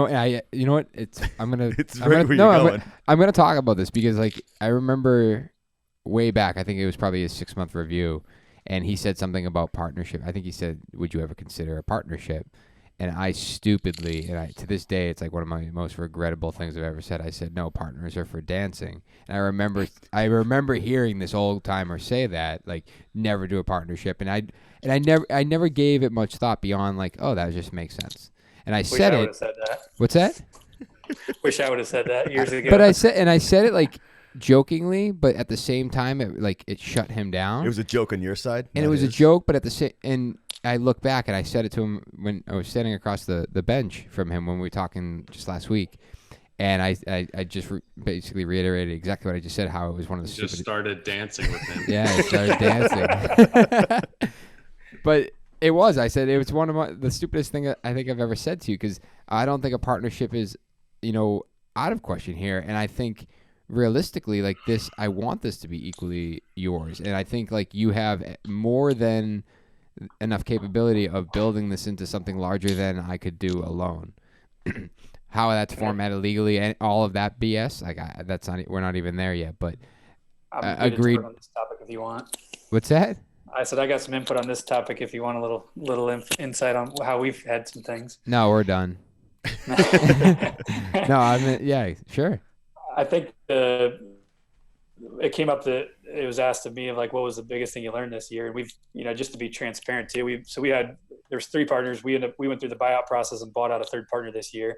We don't need to get into all the details of that, but one of the biggest things I learned that we talked about is, like, the difference needs to be separated of what your role as an owner is and what your role in the business is. And as an owner, you have to, like, you can have a role in the company, but it needs to be measured just like it were an employee. And the goal is that you hopefully would hire somebody else that's better at that role than you. So eventually the business scales, and the business owner doesn't necessarily have to be producing on a daily level of whatever that role is. So I think that, to the point of the partnership thing, and I think what you might talk to Ken about or anybody is, like, maybe it's not a partnership, but maybe it's a profit share of what that business produces, like, right. And give him that upside of, like, let's make this thing measurable, and let's put something that we can measure the shop on, and then let's put a dollar value to some of that stuff. And if you crush the hours and you crush the budgets on these jobs, then part of that is yours, and you don't necessarily have to give up ownership of the company. You could, but that also needs to be separated of, like, that comes at a dollar value. And if you're, what's the multiplier? It's the profit it throws with a multiplier of whatever, 3 to 5, like, are you prepared? The only way you're going to get profit or ownership of the company is to come with some cash, or be giving up some of that bonus potential or bonus money that we've agreed to slowly gain that ownership, that equity. So separating the ownership of the business and the profit share model of that role is a good conversation to have. Agree. And that's what I meant by, like, I don't know if it necessarily means partnership, but having that stake in it. Yeah, I think that's the important word. Is like there needs to be not necessarily ownership from a legal standpoint, but just like these at a point, I feel like somebody wants to have stake in something. You know, they want to know that the overall outcome depends on what they put into it, you know, and they want something returned. And I don't necessarily think it needs to be like, well, you're going to be part owner of this. But if there's something at stake or you have stake in that and you may own part of that, I think that's what's most important. Well, I think a lot of that is what's the growth for a lot of people. Not just going to keep using Ken, but what is the growth potential there? You know, and I think if you read my notes, but Ken, I've put Ken partner, but if you make him a partner or however it shakes out, then he can put the burden on him to solve those small vanities and the other builder stuff. Mm-hmm. Maybe he comes up with his own system for NS, you know, in quotes, the shop, that it can then run these small vanities through the system that's already there. But it's not you having to. You're taking the words out of his mouth. That's exactly what he wants. Is he wants to be able to. Because I asked, I said, well, you tell me, does it make sense? Should we be building vanities for those builders? And he went down the path of yeah. And I've always been, let's keep it exclusive. Like, you know. You and I talked about this. And he's like, no, I think it's a perfect opportunity to fulfill another part of this shop and expand the brand as millwork. All day. And I'm like, okay. I mean, I'm not against that, but you like that's new to me. Like that's a new thought in my head. But I think you and I talked about it, and it's also a way. If you guys are installing those vanities, you're also getting on these jobs that potentially could be yours in the future. I think that's where the conflict's going to show up. That these builders are eventually not going to be hiring you to do that because they're going to see NS. They don't want NS builders trucks on their job sites. And part of the reason I said no is because you know, we're going to install a dope kitchen in a house that we might not like, or it's like it's not going to photograph well. Like I'd rather, you know, all right, if we're going to do the kitchen, then I want the whole kitchen. I want everything, like down to the floors, everything. And I don't think the way I see the model working is that I don't want to put a kitchen in a house that the windows didn't line up right, or you're. That's like saying Tyler can't do the kitchen because he has to do the whole house for his level of detail, where he can then take that kitchen and make the kitchen the best part, and they might come back around and renovate the rest of the house to match that. I mean, that's renovate. Yes, I don't. But working for another builder, I don't know. It's just like I said. I mean, yeah, we've talked about it. It's just not. I'm not there. I feel like if, regardless of him, like I think that the incentive should be for those jobs to come through your company. Agreed. And if he's getting a stake in the overall jobs, now he has there's more motivation for him to go chase those leads or find those leads or bring those customers to you. And now it's not just side work jobs, it's every job, you know, where he's now taking ownership in every single job and bringing more leads. And it's like, I'm only going to bring leads for a vanity here or a small kitchen here, where it's not necessarily the type of work that you want. If he has stake in all of them, now all of those jobs are coming through your shop. Hands down. Matt, you would keep referencing we, and you keep saying partner. Is this the original partner that you do in side work with when you're at the drywall company? The current partner, the two of us are still together. Yeah, that's awesome. So we had brought in a partner before, and it's I don't know. I mean, I don't know who's listening to all this, whatever. Eventually, but I think there's a difference in like expectations as an employee, and I think we were at the point in our careers we didn't really know what we were doing business wise for sure, and I think we needed help, and it was should we have hired an employee or should we brought in a partner, and that was the question of like, and I. Not to talk about this person individually, but like it's same question comes up when you approach with a problem, like what's the need and kind of understand the need. Like at that point, we didn't know we were doing business wise and we needed help. And we thought that meant our two companies should come together, when in reality, we should have just probably hired an employee, our first employee that was a supervisor, a management level that didn't necessarily have to have ownership in the company. So I think that's the question there, and that's kind of the thing I've learned along the years of like ownership in the business needs to be truly seen as totally different than what you do for the company and your job. And Nick, you started the company. Like, yeah, you went from zero to what you are, but you did all that. And now that's worth what you have on paper. Like the books you've created and the brand you have. The hard part is, as a small business, until you become a not owner operator business, it's a lifestyle business for a lot of us, of like, you know, especially Tyler, because he's there, he's on site. When it becomes a business that operates without you, it's easier to put a dollar value on. But if all of us are owner operators, my business is a lifestyle business. Nick's, I think, is a lifestyle business, because that brand is you right now. Like, until you can shift that brand away from one individual, the business itself, it's harder to put a dollar on. Does that make sense? I'll never forget the me on the back of your box truck. Yeah. Like it said find like, me. It said find me on the back of the truck. And I think it's so crazy that it said that. And now look at the space and the amount of people that are involved. It's kind of insane. It's funny because when I originally wrote it, it said find us. And my father saw the rendering. He said, you have to say find me. Keep it personal. And that's why I switched it. But it was just, I mean, it was me and a helper. But yeah. I think you gave me crap for that the first day you saw the truck. You're like, oh, find me, huh? Yeah, I was driving behind it. I'm like, there's more than just me. It's so funny. Like, we talk about a lot of stuff where, you know, Matt, you talked about, you know, diversification. And in this world right now of everyone being so specialized, I get a lot of flack through DMs. And not flack. No one's giving me a lot of crap, but just people questioning. Doesn't let it happen. Yeah, Nobody. No, now I will. No haters. But no, it's people question, you know, why would I want to everyone wants to say, why would you want to diversify and spread yourself out? Well, that's what it used to be. You know, you used to be a general contractor because you knew everything on that site. And I thought maybe why I wanted to go down your timeline was because I thought maybe you, which you kind of did, you were, you know, a bags on kind of guy. Then you went into management supervision with your bags on. Then went into management. Then you actually went into estimating. And then you went into sales. That's a lot of, I thought you went into masonry because you wanted to learn that part of the business.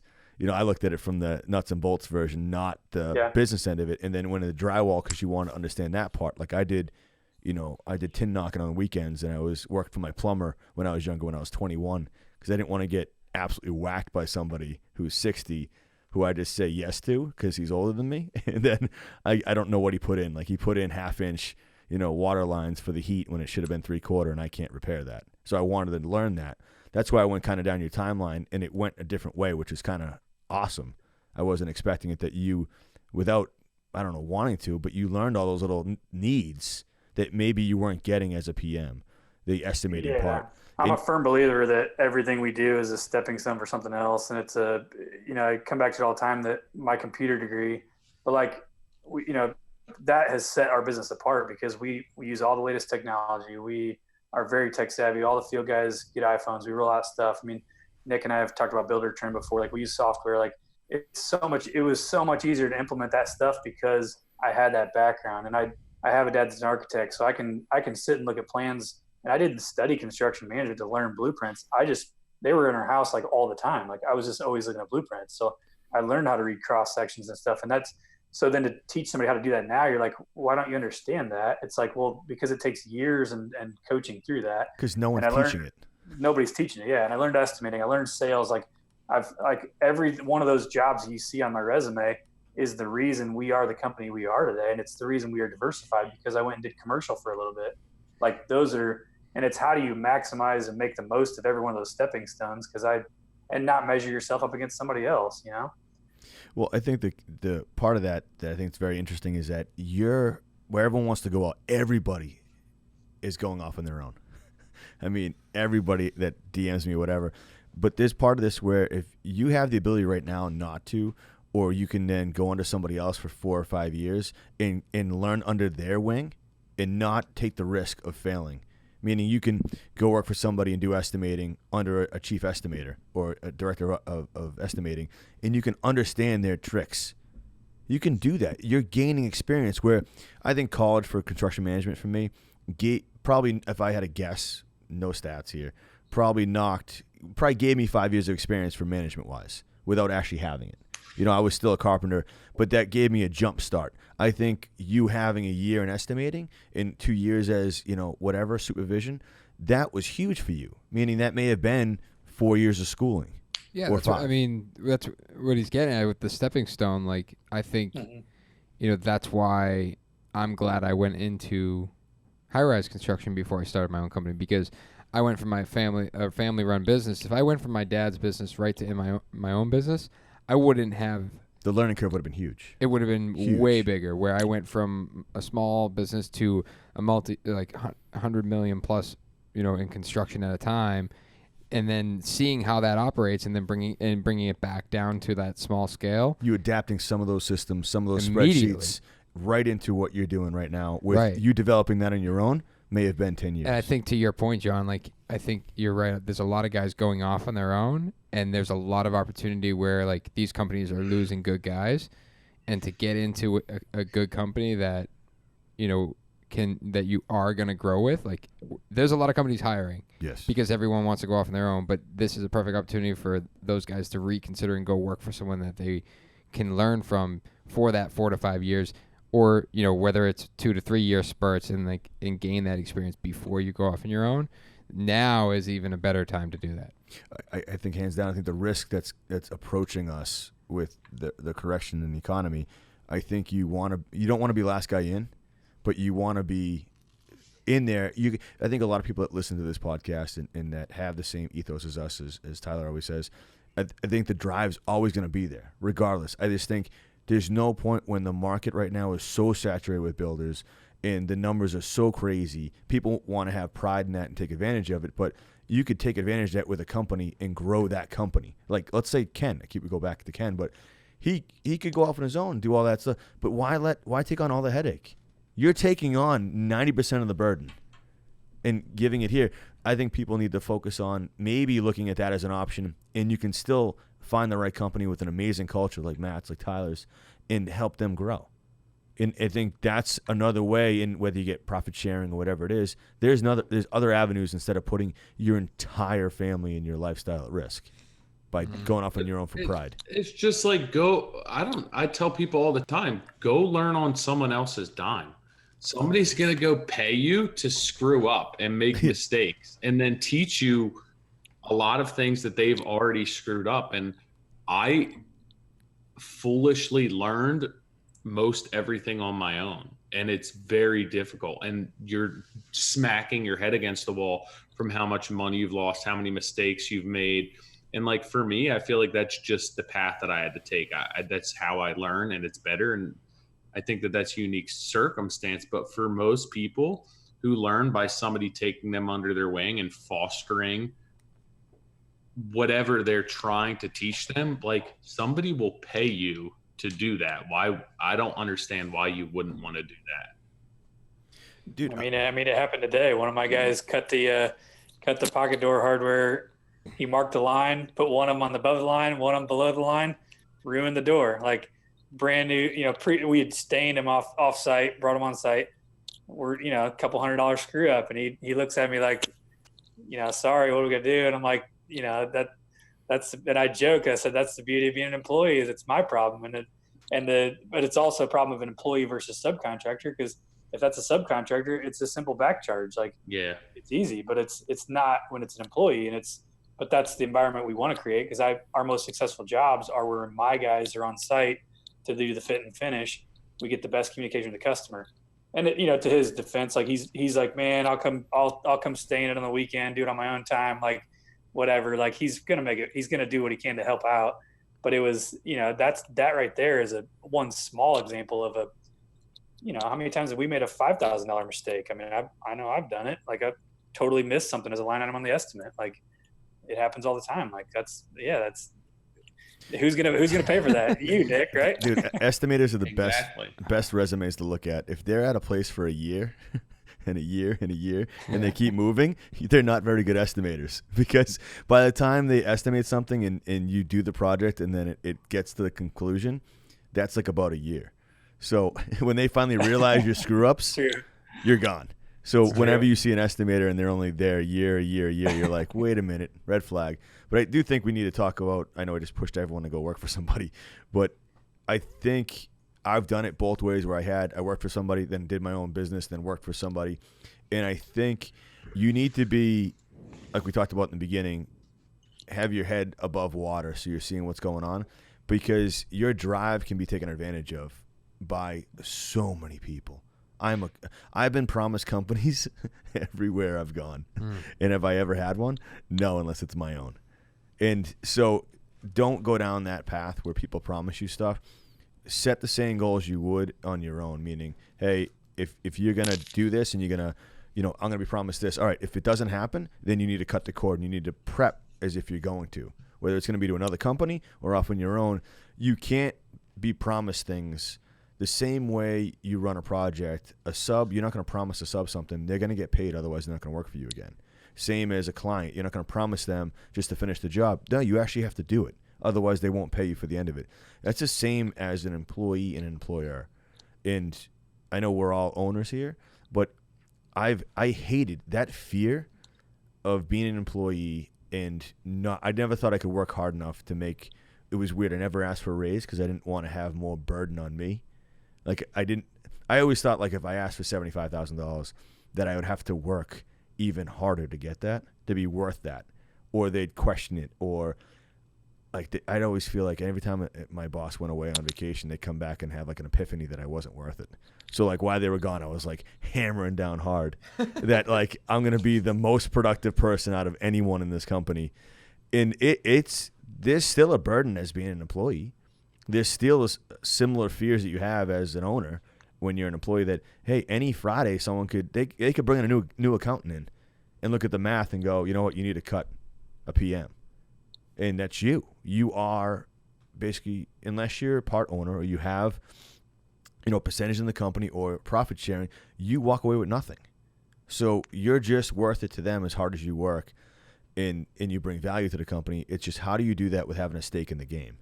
So I think employees at the same time that have been in places for 5-7 years and have proved themselves, they should approach their owners with some sort of, I don't know how they do it. Maybe they ask that this side work coming in that they need to do or what, but there needs to be something along the lines where you have a little stake in the game because you're putting a lot out there, making that company profitable, and you need to change the culture there if it's not there already. Otherwise, you'll be promised a lot of things, and once the recession hits, you may be off on your own.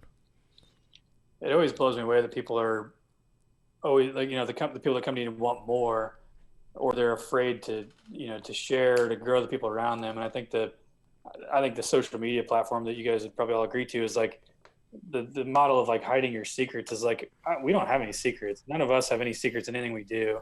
It's like, so share and grow everybody around you. Like the same with employee, like the best way to get promoted is to teach the person underneath you to do your job.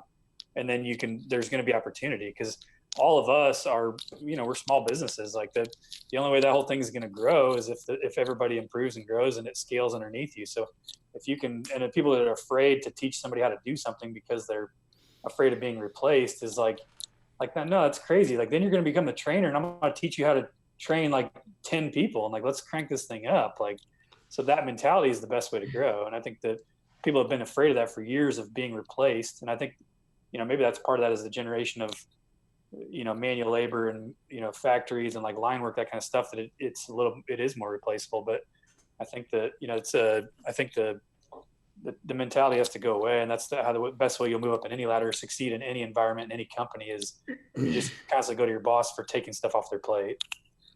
Yeah. I just had a conversation with my brother. He's been with his company now, I don't know, a year and a half. And it's almost like they keep him kind of where they want him. And he's a very good mechanic. I mean, what I do, he does with diesel engines or whatever he's working on. And he's very skilled. And they kind of just keep him in check on a certain level.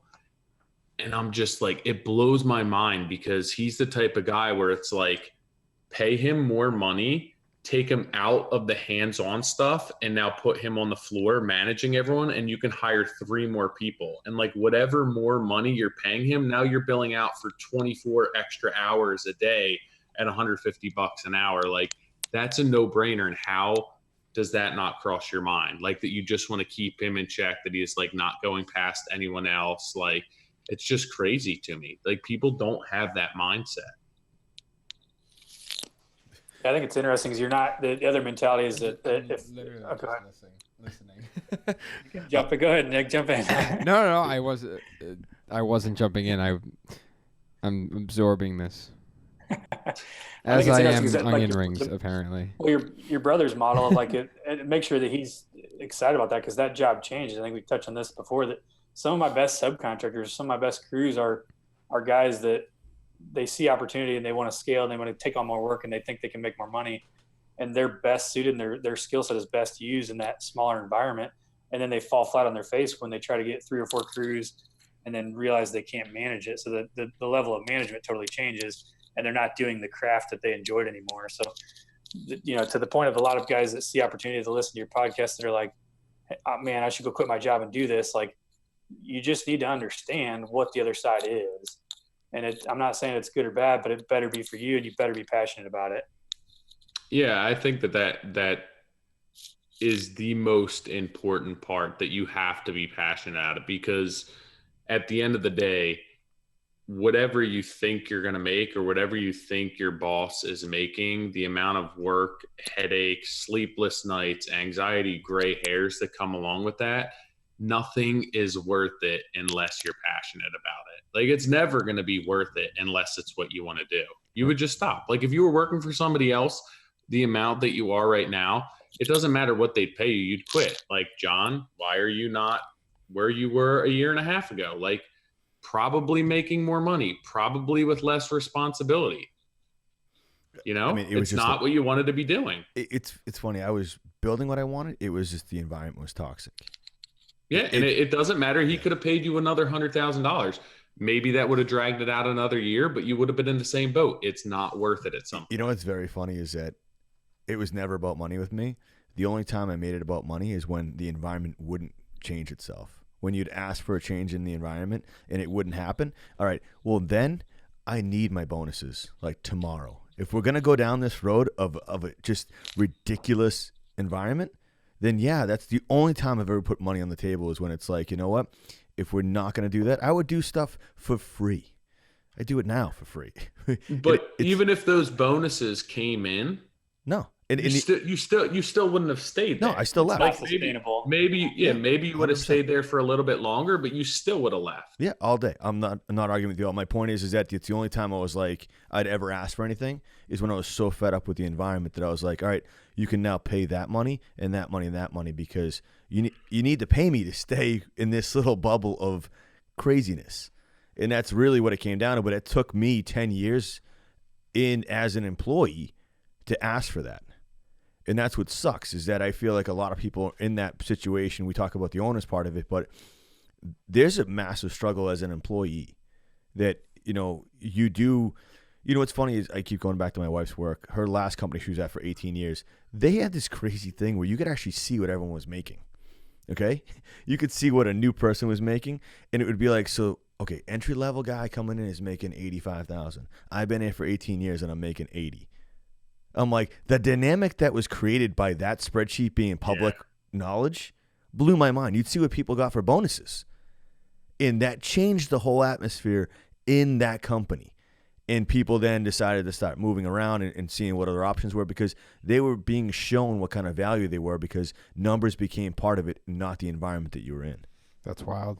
It was nuts. I'm like, who allowed that spreadsheet to be shared? Like, they need to go. I could just, I'm like, then it's all of a sudden, I never asked her to do that, but she makes more money, so I'm just going to ask her to do that. Dude, it's so messed up. She'd come home and be like, Bill makes, X amount of money.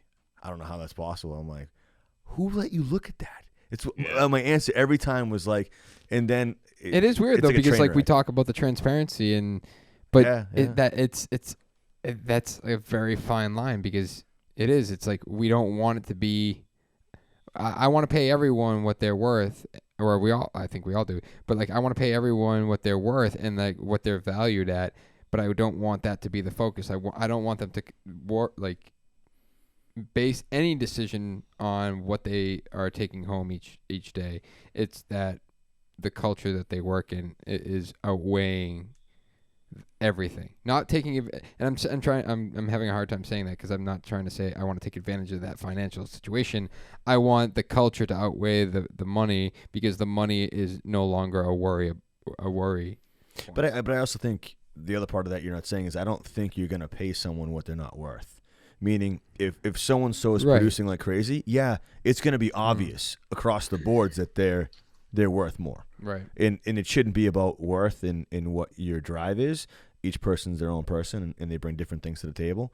But I think having it that transparent in an environment where that culture didn't really breed that, meaning it was, I see Sally, she's looking at Amazon every 10 minutes when I walk by her computer, but she makes $89,000 a year.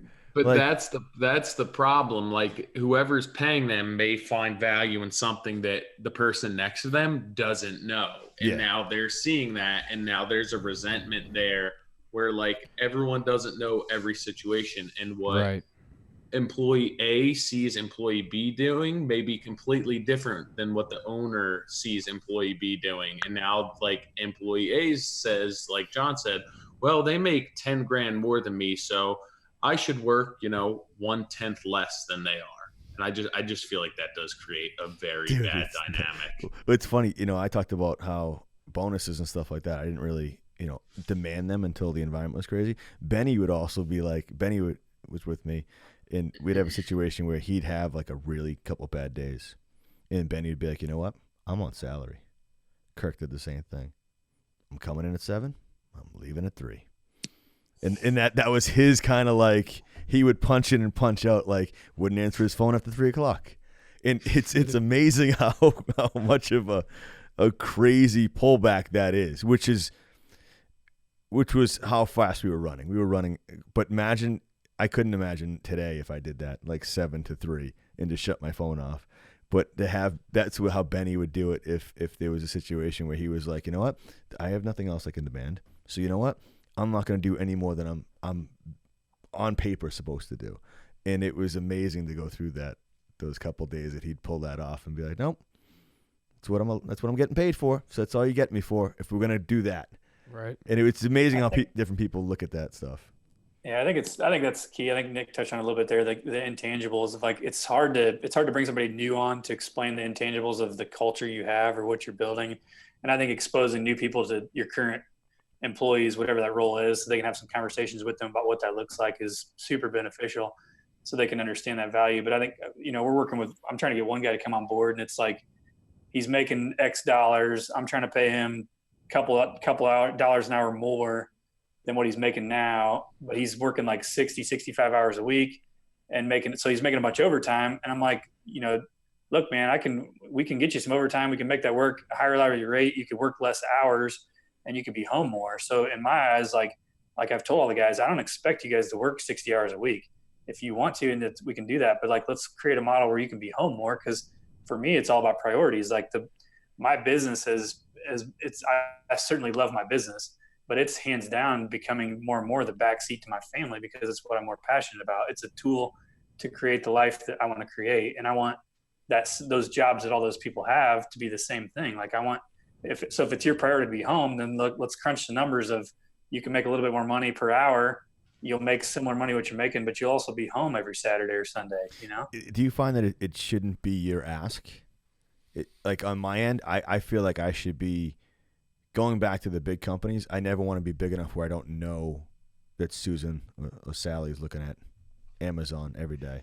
I want to be able to walk through and know what's going on. Same as you, I'm pointing at Nick, is that when you get 5 to 10 jobs rolling, you still don't want to lose that interaction with the client. Meaning, I feel like a lot of companies. No, and that's where I have suffered because of our growth. Because I feel like that's the natural pull, is that you're running around selling blah, blah, blah, doing all this stuff that's branding and everything else. The real relationship that's built there after you've sold that product between the PM and the client and that has the ability to grow legs, and that PM can then take a majority of, if they're running 3 projects and you're running 10 projects overall, there goes a third of your business. If they decide that you're not have a pulse on what's going on. I think that's the root of the whole conversation we're having, is that I never want to get to that point where I don't know what Sally's doing. I don't, it's tough if you bring a PM in for $100,000.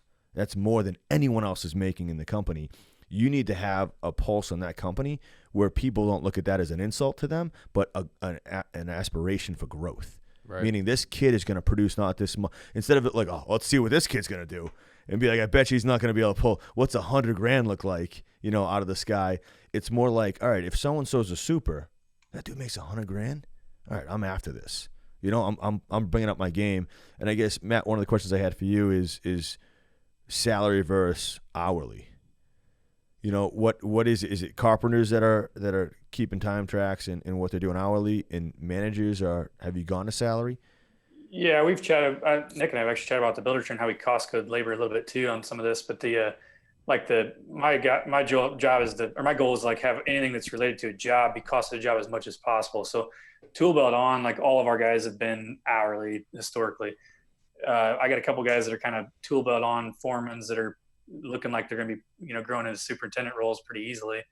And I think that's where we're kind of running the line of like, when does that switch and when do they become an overhead cost or a line item cost on the company and not a job level cost? And I mean, it can still be a job level, but you're split up, you measure it differently. So it's an interesting switch because it's problems that you're going to have continually as growth of how do you measure that and when do you switch that off? And I think I don't know, I think Johnny, you said it forever ago in one of your earlier podcasts, maybe, that talking about hourly rates and keeping a pulse on things, that you should never, the goal is that you never have to go ask for a raise, that you should know as the manager that person deserves more money.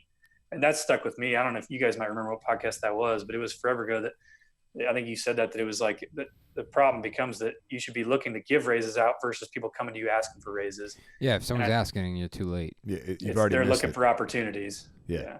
They're basically coming to you with that last resort, meaning I've put A, B, and C in place, and then if you don't say you're going to do something, see ya. I think that's the warning. I think a lot of this is, and I take the sports analogies into play, is that, NHL coaches don't teach guys how to skate or stick handle or any of that stuff. These guys are pros at what they do. They help put systems in place so these guys mesh as a team, and the systems create the best player on the ice. And I think that's what we have to do as owners and managers is put the best systems in place to take the best talent you have and what their strengths are. And as you put that whole team together, you can crush the power play. You can do whatever you want. And I use that other analogy that, when I was in college, I think BU had the best power play and penalty kill in the game in D1.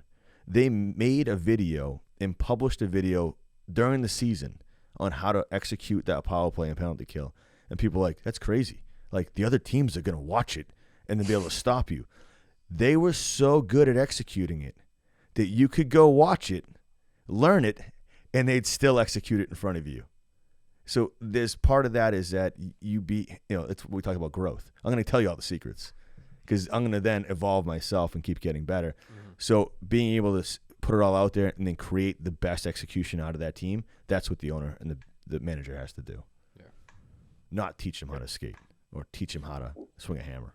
We talk about how social media has changed that. And I think I've gotten caught in those scenarios where we talk about oversight of jobs and having a pulse on everything. And I think one of the jobs that, we put Ramboard down, and I run most of our Instagram and I was running some jobs at that point, and it was like, I put a post down that, hey, we put Ramboard down, all this stuff. And I get a message from somebody else saying, hey, we just finished up our job. You guys are on our job and you're not doing that on my job. Like, so you're not protecting awesome. My time. Like, crap, we just got called out. But like, you put yourself out there, and if you're going to say you do it, you better do it all across the board. It keeps you honest, but it also like it makes you hold yourself to a higher level. There's a level of accountability that's brought to you from social. And that's what I like about it. Yep. It's what's funny is that that job I talk about that I lost that had caught on fire, and I talked him into rebuilding it. That 100% with social media and people viewing my bandwidth as an issue. And so accountability across the spectrum, meaning what you do for one client, you have to do for the other, and you have to evolve that. And like, if I don't put down, like, I remember I'd be like, yeah, I'm putting down Cobra Vent on this. And then I'm like, I know these people watch that. So as soon as the vent's going, I got to put down Cobra Vent over it. That's just what I do. But it makes me do it instead of Friday, I'll do it on Monday. You get me? Because if they walk through on Tuesday night, they're going to be like, I watched them do it. What's taking so long? You know, like, agree with you all day. That's how it's going to be. But I think a part of it is I didn't really realize how much people are judging you, whether it's a potential client or whatever it is. Like right now, I realize, you know, we talk about, you know, swimming or being outside the water and know what's going on. And I feel like a lot of what you see on social media for Vintage and myself is a lot of spec building. And I'm being viewed as a spec builder with the mentality of a custom builder. And so like I have to be able to make it to, or get a photographer to my remodels more to be able to get that content, to be able to understand, meaning after a year's gone by like that. And it's like, how am I being viewed? Is that the original view that I had for this company? What's my perspective? Like, what am I looking at? Do I need to take 1,000-foot view? Am I just in it, or am I seeing what's going on? And that's really having those couple slow weeks that we had for Christmas and New Year's, was being able to like really, like, I still went to work like New Year's Eve day because there was less phone calls and I felt like I was able to think. It's almost like walking around all day. You ever put like, sound canceling headphones on? Like that peace of mind that happens when that happens. That's what like those 2 weeks were between Christmas and New Year's. Where it was like there was less phone calls, obviously less production, a little bit more stress than how you're going to make it all up. But it was also the fact that you could actually hear your mind thinking in my aspect. So it was like coming at it like, what was my goal? Did I make relationships with 3 architects last year? Did I? Or did I do 2? Like no one's holding me accountable for not getting that last person. Right. And so now this year I'm like, you know what?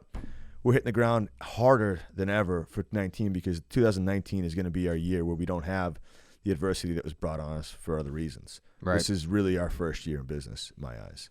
But I have to take in perspective that I physically lost $1.5 million build because someone viewed that I was too busy on Instagram. That's crazy. Yeah, I'm not happy about it. We'll be making some changes. I feel like it's just going to be something else this year. Yeah. And on that note, and that's what we have, Tyler. Tomorrow you're going to be here, like next year you're going to get done and be like, oh, this is our first year in business. Last year we went through all this crap. I feel like that's the way it always works. Man, I hope I don't have to say that. So Matt, what are your goals for this year? You read my notes? No. Seriously. I think it's circled. It's been a goal, kind of wrestling with last year too, is just to kind of create the better metrics to like measure the business of what we want it to be and the segments of business we want to be at and make that measurable. So, and I think, we have goals with our personal building. We have a big space we're looking to build out. We just want to keep a diverse portfolio of new, remodel, buying more real estate for rental portfolio stuff and just being a part of the Indianapolis real estate market a lot, as well as the remodeling world. So I think we're doing the home show thing coming up, and it's like, there's like 100,000 people that come through this thing we're gonna be building, and it's mostly highlighting like the designers of like some spaces in there, which my wife is one of them. So we're helping her build out those spaces too. So, but it's, just kind of getting our brand out there that we're certainly not going to be, we're not big by any means as far as the volume of work we can take on, but it allows us the opportunity to pick the jobs that we want to pick and go after the ones that kind of like what you mentioned there earlier, Nick, of, whether it's a whole house remodel or just a kitchen, like they're all can be great, but at some point you got to figure out what the best jobs for your company are and go after more of just those and let the bathrooms fall off. Maybe let the kitchens fall off. Like we're struggling with additions. Maybe sometimes like maybe we should just do big whole house remodels that don't involve changing the footprint. Like, could we get that specialized in what we really want to do and refine what that is and then crush it, so it's kind of just navigating all that. So a lot of it for me is just kind of getting better measurables to the company that we can do, set some goals for those things and hit what we want to hit. Let us control the business more than the business control me. So Matt, you do social media, but you're doing these home shows. What other marketing do you think is valuable in today's day and age beyond social media? We really don't pay for anything. I mean, I don't know. We do some stuff on House a little bit, but a lot of it's just Facebook and Instagram really, which I'm sure you guys can attest to. But I'd say we get 25 to 50% of our remodeling work from our Instagram profile. And that's where we're trying to put more effort into it and just kind of growing that following, whether it's just brand overall or actual lead generation. But, I'm kind of gone away from the print advertising stuff. I just don't know that that's worth it for us. And with the metrics, you can measure your social media. Like we know what those people look like and what that turns into business. So that's really mostly our focus is social media and our vehicle graphics, and yard signage. That's important to have out there because we get compliments all the time. And we steer vans out all the time. We went, the matte black and the orange lettering. We've only got 4 vans, but we drive around the same neighborhood all day, every day. So they're like, you guys must have 20 vans. No, we just got you fooled because we're in the same area a lot. So, well, I think vans and signage is similar to what you see get populated into your IG. I feel like if I'm going to buy a pair of New Balance, it's because New Balance comes up every 4th slide. And I see it all the time, and I'm like, all right, now you're in my head. It's like what music does. They keep playing that, Taylor Swift song every 6 hours until you get it in your head and you're singing it. You mean when your phone rings, right? Yeah. It's actually, that's Nick's ringtone. But no, you can't divert that joke to me. That was made for you. I see how he spun it around. Well, Matt, this was awesome. Appreciate you making last-minute accommodations for the Modern Craftsman. Appreciate you guys' time. Appreciate you having me on. It's been fun to connect with you guys in general, outside of all this too, just to connect and share more ideas. So totally, you guys, you've been a huge help. I know to Molly and now Nick, the other Nick in my office with Build a Trend. We made some big strides last couple of weeks with some of the insight you guys have shared. So appreciate I'll have to tag Build a Trend this post to make sure I get a kickback for it. So I saw they reposted you the other day. Yeah, they did. I was like, what? No, they've been great. Their service is awesome. If you guys, if you're a GC of any size, we struggle with justifying the number of it early on, but now it's just a no-brainer. Yeah, so this is certainly not a marketing plug by any means, but they will be soon. They hands down have the best customer service I've ever dealt with in any industry. By far, better than Ford. Ooh, anyone. Matt, thank you for coming on. Yeah, for your time. It was huge. Emergent Group out of Indianapolis, Indiana. Where can we find you, brother? Instagram is at Emergent Indy. Same with Facebook, and it's emergent-group.com. Awesome, man. Well, we appreciate it, and we'll talk soon. Look forward to seeing what you guys do in 2019. We'll be watching. So you can find us at themodерncraftsman.org or email us at info@themoderncraftsman.org. You can find us on Instagram, _ModernCraftsman. Sorry, I didn't know if I was on camera. Oh, you're on camera, John. You're in there a little bit. A little bit. No, so guys, you guys shaped this podcast. So any feedback, good or bad, the good ones. Oh, I'm interrupting. You almost went the whole podcast without mentioning hockey. And I finally read some of the comments, and someone left us a nasty comment about how, we get it, John, you play hockey. Oh, really? And I was like, dude, really? And I was listening this whole time, and he brought up hockey right at the end. And I was like, oh, guy's going to be really mad this time. It's my life. It's I know. I've done more than work. The fact that they even bring it up, it was so stupid. Wait, you read that? I didn't read that one. I read them all. I didn't see that one either. Is it recent? On iTunes? It was on all caps. What? All caps? All caps. This guy was no joke. Every time you bring up... I've seen a few of them that said that. Every time you bring up hockey, though, I don't know anything about hockey. I feel like I learn a little bit about it. Yeah? Like the apples thing, it's an assist. I didn't know that. Yeah. I thought it was kind of insightful. I think it's great. I think it's a great metaphor, or not metaphor, but analogy. Maybe it's a simile. So you can continue to talk about how we crush it after my interruption. Oh, my gosh. No, it's fine. I'm trying not to interrupt. That's a struggle for me. I think it's because my brain capacity is very small, so I want to get my... That's so quick. I want to get it out quick. Like when I tell my youngest one to wait a minute, let Hunter finish talking. By the time we finish talking, hold on, no. What did you say on your story the other night? Like when they were you said red light. Is that a thing? Red light, yeah. Red light. You know, you get kids red light, green light. No, stop. I get it. You were doing a story and like you had your kids on the job, so I'm like, oh, that's like cool, like cool dad points, and you're like, hey, red light. I'm doing a story. I didn't catch that. I was like, that's amazing. I'm learning a lot today. But yeah, John, back to you. We're crushing it on podcast. You guys want a little numbers to back that up? Oh, please. Oh, we want stats. The last 3 months. Hey, you know what? Send this to Kevin. I'll have him jump I'm gonna get this to Kevin O'Connor, TOH. The last 3 months, there's been 93,161 unique downloads. Unique downloads? Yeah. That's impressive. That's crazy. That's better than our first year. That's almost your first year. Yeah. 3 months. So that's what per episode is about 6,000 uniques. That's good. Awesome. I don't know how the whole thing works between if you subscribe and it automatically downloads or what. I don't know how all this stuff works. But we're cruising in like the top 200 of educational. We're staying there. Yeah. I do look at that. Like we go up and down in there, but it's every time I pop in that category. I sent Tyler a little screen share the other day because he couldn't figure out how to find it.